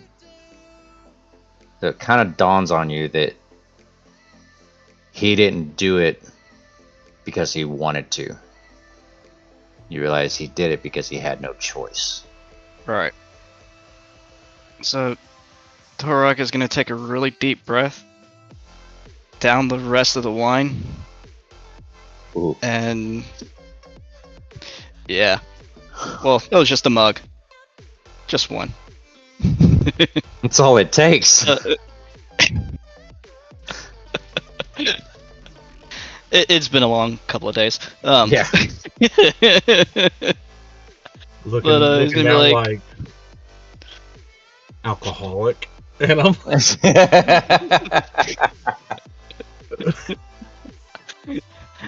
Me, I've been drinking it for years. Kind of used to it. yeah, roll But, a con save. No, I mean, I'll fucking do it. no. You know, it's just because you said something.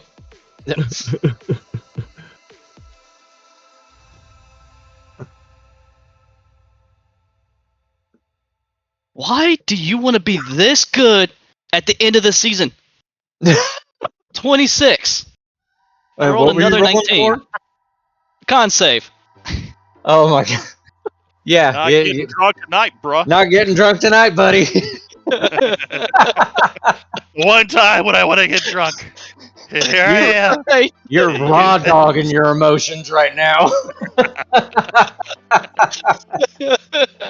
Yeah, I guess that premeditation kind of. I'm just Worked like a little Clear too well. mind. I just look at him and I say, I got a super clear mind alcoholic? right now. "You're an alcoholic, bro." But Anyways, Tolerance. It's not just a Buddhist teaching. right. Sorry. Yeah, I can purge my body of toxins. Yeah. But anyways, so if I remember correctly, Asher was never included to be there with Zane, correct? I mean, that's what he said. But So what I don't understand, Zane wanted to sacrifice everything he had to understand the knowledge that he had, correct? but if Zane was gonna die anyways, why would he do it? What would having all of this knowledge mean if he's dead? I cannot tell you that. I I don't know what knowledge he had, what drove him to pursue it this far. That I cannot tell you. I know Zane is smart. The smartest man I've ever met. Agreed. There's no way he would do something that stupid without a good reason. Turok, check your message.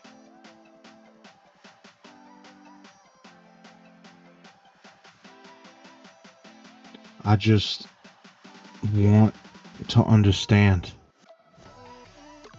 It's Because I trusted Zane. That would be your answer. I mean, it kind of seemed that with all that he knew this outcome had to happen. Like, it was going to happen. He just didn't factor in if that Asher was going to be there. So this was going to happen no matter what. tears start welling up in my eyes, and I look up at Turok's eyes, and I grab his breastplate and pull him in close as I start tearing up and I'm crying, and I say, "What do I tell my mother?"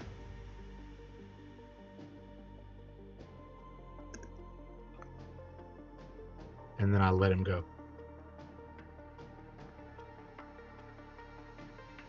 As tears run down my face.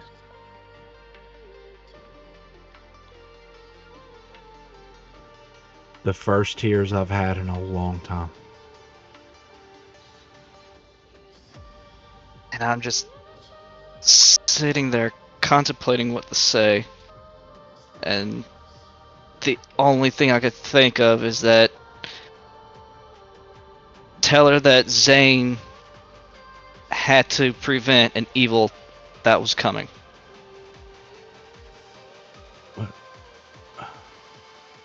But I don't know that.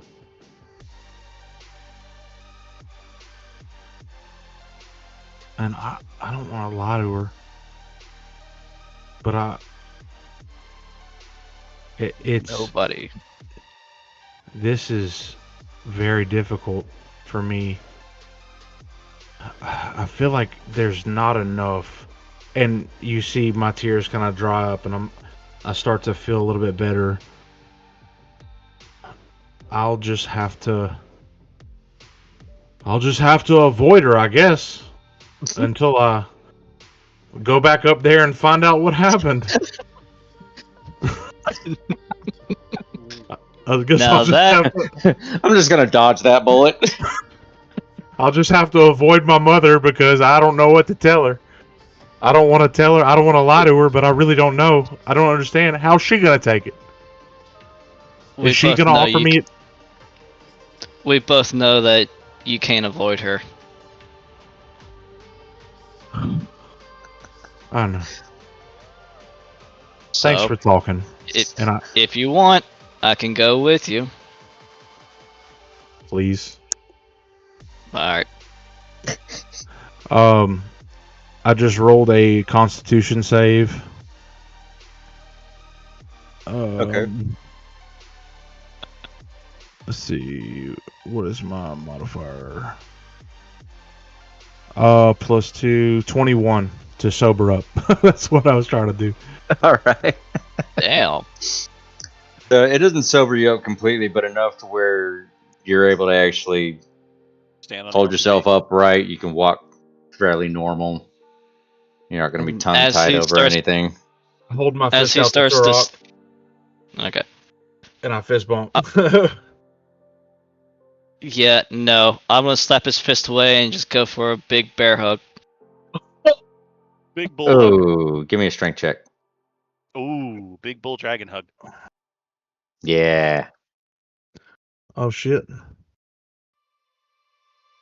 Do I save or? Yeah, yours is gonna be a strength save. His is gonna be a strength check. Okay. Oh, you better have a high roll because I rolled a nat 20 and it's a 27. Well, you're not gonna die. Yeah. I mean, I only rolled 21.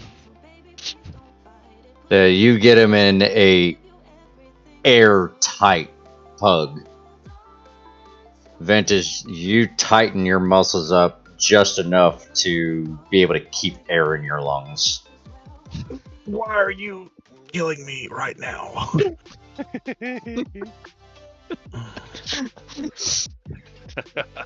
Sorry. Didn't realize I was hugging you this hard. Forgot you're still a little fragile. I love you too, buddy. And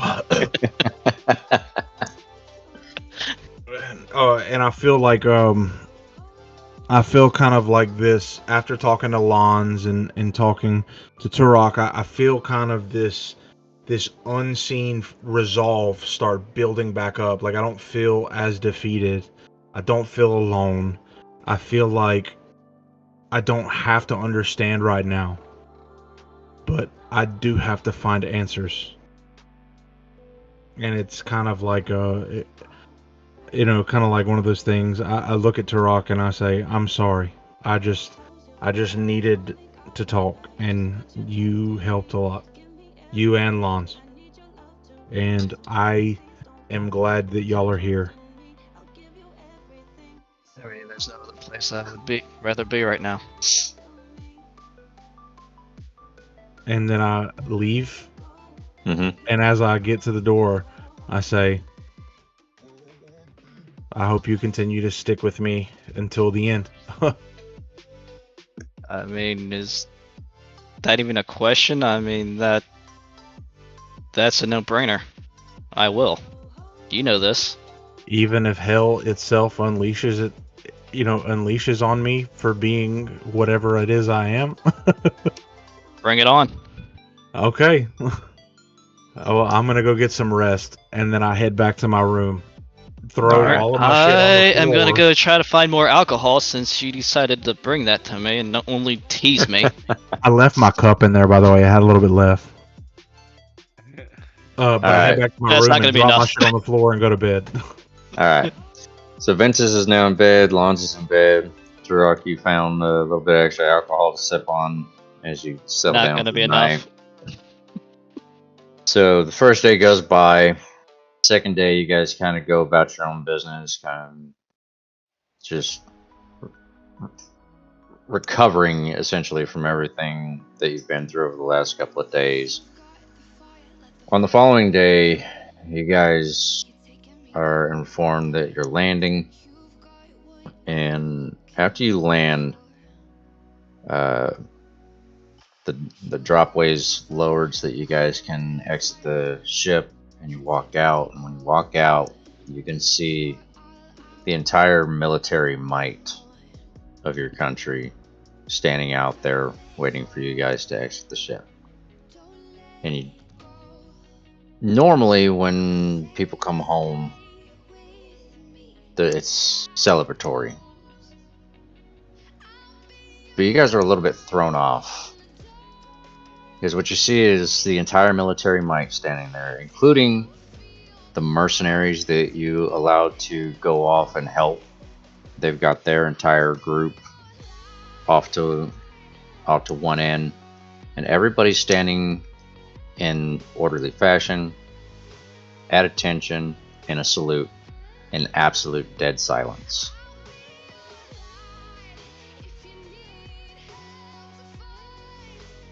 Bruta approaches you guys. Oh god. Brita. And in her hand are both crowns. She walks up to you, Ventus, and she hands you your father's crown and your mother's crown. Okay. And she Why are you says, handing me these?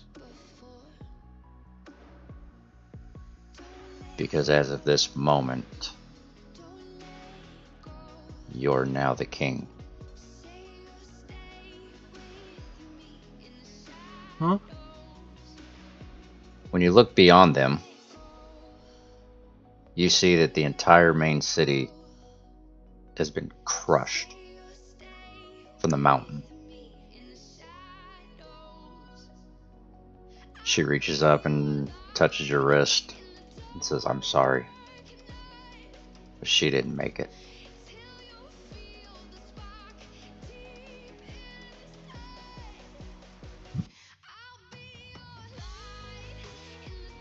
She turns around,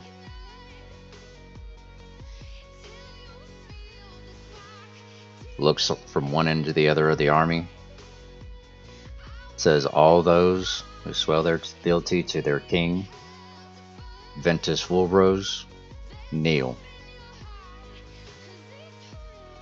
And you see the entire army, including the mercs, all drop down to one knee. Shield in front, sword vertical in the ground, heads bowed. She turns back around to you and says, long live King Ventus.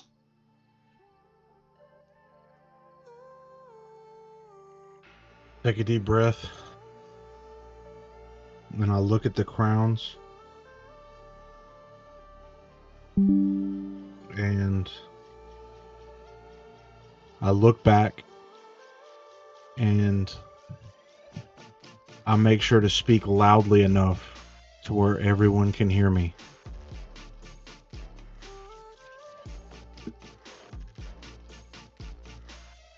This battle is far from over. There's still a lot that we have yet to understand. But I want you all to know that I would very much appreciate your support in aiding me and my friends and companions in solving the mystery of this world, even if it means dying for your country. Is that something you're all willing to do? And in unison, they all stand up, and you hear the uproar from one end to the other, all of them cheering you on, swords raised, chanting, "Lead us," Including me. over and over and over.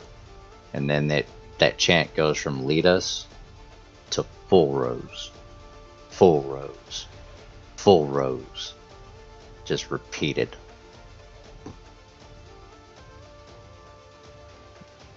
I look back to say something to Zane. Zane's not there. I know. I look back to Oh. say something to Zane and realize he's not there. And I just Boom. feel fucking just a wave of emotions just come over me. Because out of character, have you noticed this entire time through the entire story, every time something big happened, the first thing I did was always look at Zane and say something. This Yep. entire story, I have done that Yep. every single time, and I was kind of making a callback to that.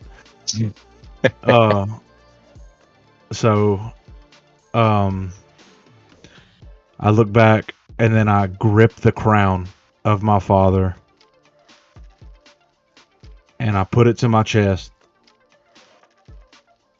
And then I look back to the people and I say, "Silence." They quiet down. I hope you can understand. I'm not going to wear this crown until this is all over. Because only then will I feel it makes sense for it to fit on my head. Are you all okay with this? Brita walks up to you, puts both her hands out to grab the crowns from you, and she says, "Your word is law, so I'll hold on to them. I'll put them in the treasury and lock them up until you're ready to wear it." Thank you, Brita. Do I see Polar Knight anywhere? Is he still alive? He's there. He's there? Okay. Yep. He's right behind Brita. I want to lean over to Brita and ask, what do you know? Were you contacted about anything that happened? So the only thing we know is that Zane and Asher didn't make it out. Okay. What of survivors? You're the only ones we know of. In the entire city? As far as the city, we saved as many as we could, but only about a third of the population survived. That mountain, nobody realized how big that mountain was till that chain snapped it. There was no way to stop it. When it started coming down, it came down like lightning. Okay. I need to get with you after this, I want to put together several teams. There's something that we all need to start looking into, but we're gonna have to do it fairly quickly. I feel like something big's coming. As you command.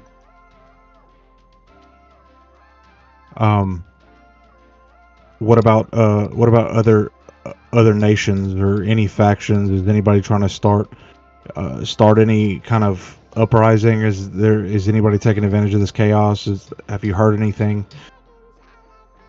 Or is it Nope. The other two nations are sending emissaries to discuss rebuild, cooperation. well, I assume it's happened all over the world. We don't know. We haven't heard from any of the other continents. They tend to keep to themselves. So, do you see that chain right there? No, everyone saw that. Well, there's several going off in every direction. So, I know we're not the only ones affected by this. Well, then we will deal with those crises as they come. Okay. And I would be glad to continue counting on you and the rest of everybody moving forward. Lons wants to go be with his family. And Rita turns to you, Lons, and says, "We can arrange for you to get to your family. Just give us a few hours to get things organized."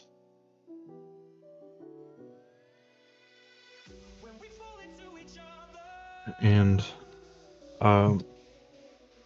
Lons, Yeah. if you know where I'm gonna be, you know what I'm gonna be doing. I want you to know that if you feel like you want to help, it would be greatly appreciated. But don't feel inclined to. I'm not gonna make you do this. I can't make the great Lons Lebec do anything, king or not. So Except pay taxes. I just want you to know that I trust you, and there's not really anybody else that I would like to travel with aside from Turok. So but I also respect that you want to go be with your family. I just want to say thank you for everything thus far. All he gets is a downward nod from me, and if we do language, that means respect. Respect.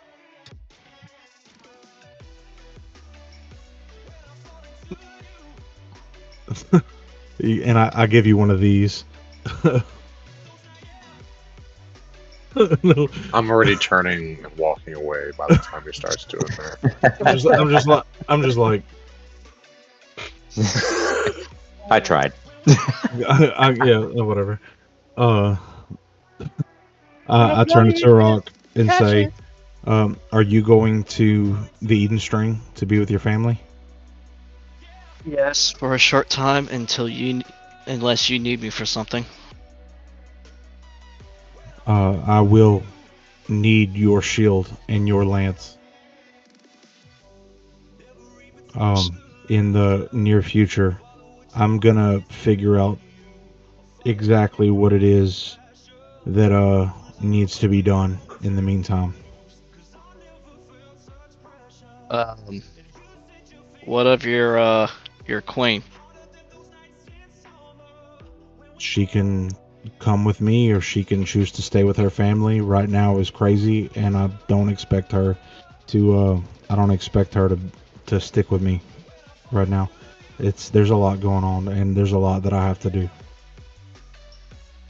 Inform her of what's happened, what's going on, and I'll let her make that decision. I would prefer it if someone as strong as her would be there to protect her family. Because I feel like she's one of the strongest in her family. Yeah. And Is Brita done with what she was doing? She already took the crowns from you, and she's just waiting for you to finish talking. Okay. I look over at Brita and say, after we send everybody on their way, you know, I want the soldiers and every mercenaries, everybody to just go spend some time with their families, except for any kind of, you know, elite soldiers, you know, we may have. I'm still not exactly familiar with the full workings of the country, but I'm gonna try my best. But I need some elite groups, uh, probably about 100 or so. Is that something we could do? Send everybody else home to make sure their families are safe. She turns to Polar Knight and gives him a nod. Polar looks at you and says, I'll handpick every one of the bastards for you. Okay. And do we have a place that isn't destroyed that we can meet? Says, in fact, I happen to have just the spot. Okay. Well, tell me where to go, and we'll meet there. All right. Says, let me gather them. I'll get with you in a few days. I'll set up a rendezvous. Thank you, Polar Knight. I very much appreciate everything. I know you'll do your best. For king and crown. I've traveled with you for long enough. I know how capable you are.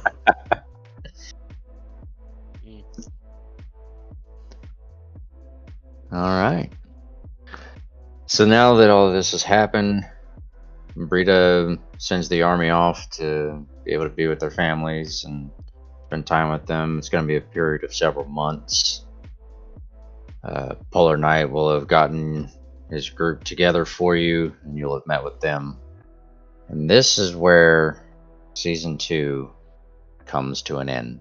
Can I do a quick thing before we end it? Absolutely. I wanted to talk to the groups and kind of do somewhat of a build up of what's going to be happening during this several months. All right. So I have about 100 men and women, capable elite soldiers. He's brought you 150. 150. So basically, I have I'd like to have a table and a map of the world, or Okay. the known world. And I draw on the map where Astera is, and from my memory, I start tracing lines from where the chains were as everybody's looking, and I start kind of roughly figuring where the chains could be leading. Okay. And I make it to where I tell everybody, okay, everybody, so we have a lot of work to do. You're not going to be alone. You're not going to be in such small numbers for now. I'm sorry that I'm not letting you spend time with your families in a hard time, but I hope you understand. Not all of us have that luxury, and I'm counting on you more than anybody, because it's going to be what you do that allows us to survive and to fight back against whatever's coming. In unison, all of them take their swords and slam at one time against their shield. I would like to split you up into, out of character real quick, how many chains were there? One to every moon. So 6 chains total. Okay. I just wanted to make sure there weren't any extra. So I would like to divide you into 6 separate groups, and I want you to follow those chains. So 25 people to each chain. I would like you to follow those chains. Come hell or high water, stay in contact with your superiors. Keep information open. Try to keep information as quiet as possible because I want to know who we can trust and who we can't. And more than that, I want you all to be safe. No, don't jeopardize your positions. I don't know what kind of hell's going to break loose throughout the world after this, but we're the only ones that know what it is going to take to solve this problem. So I need you to be covert. I need you to be quiet. I need you to stay alive. And let's get to the bottom of this. What do the chains have to do with Astera? Why are they tied to the moons? What are the moons? These are all questions we're going to have to answer. But in the meantime, it's up to you to investigate and relay information. I'll worry about making sure peace stays here, and I'll protect the border myself at all costs, just as my father would have done. So you do your job, and I'll do mine. Let's all come back home safe, and we'll see you then. Dismissed. They all give you a quick nod, and they leave.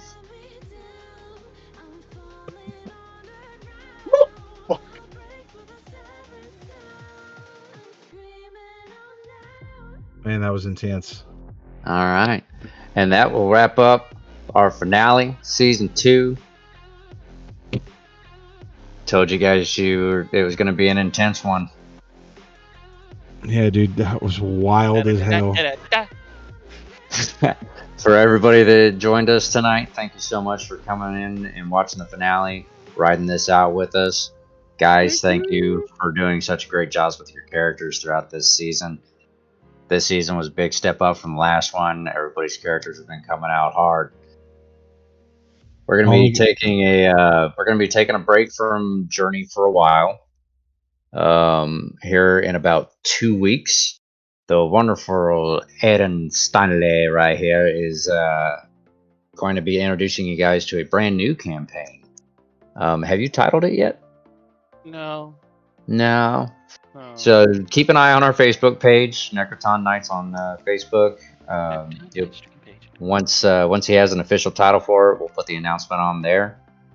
And you will see myself, not as a floating head for the first time. And you'll also see Frodo. We'll be, yours truly gets to be a player. God.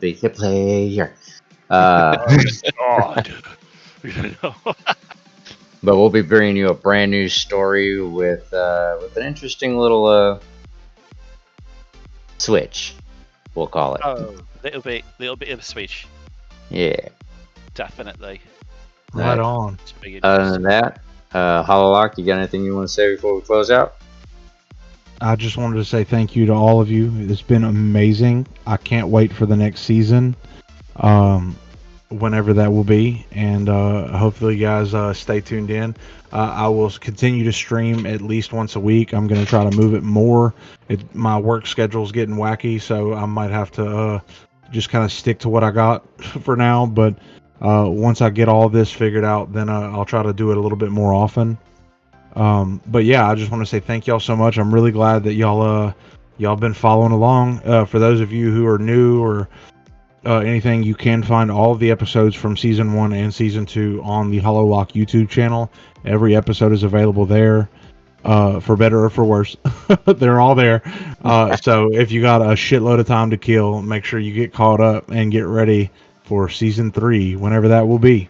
And we love you, and we hope y'all have an amazing night. Thanks for joining. Later, Peace. everybody.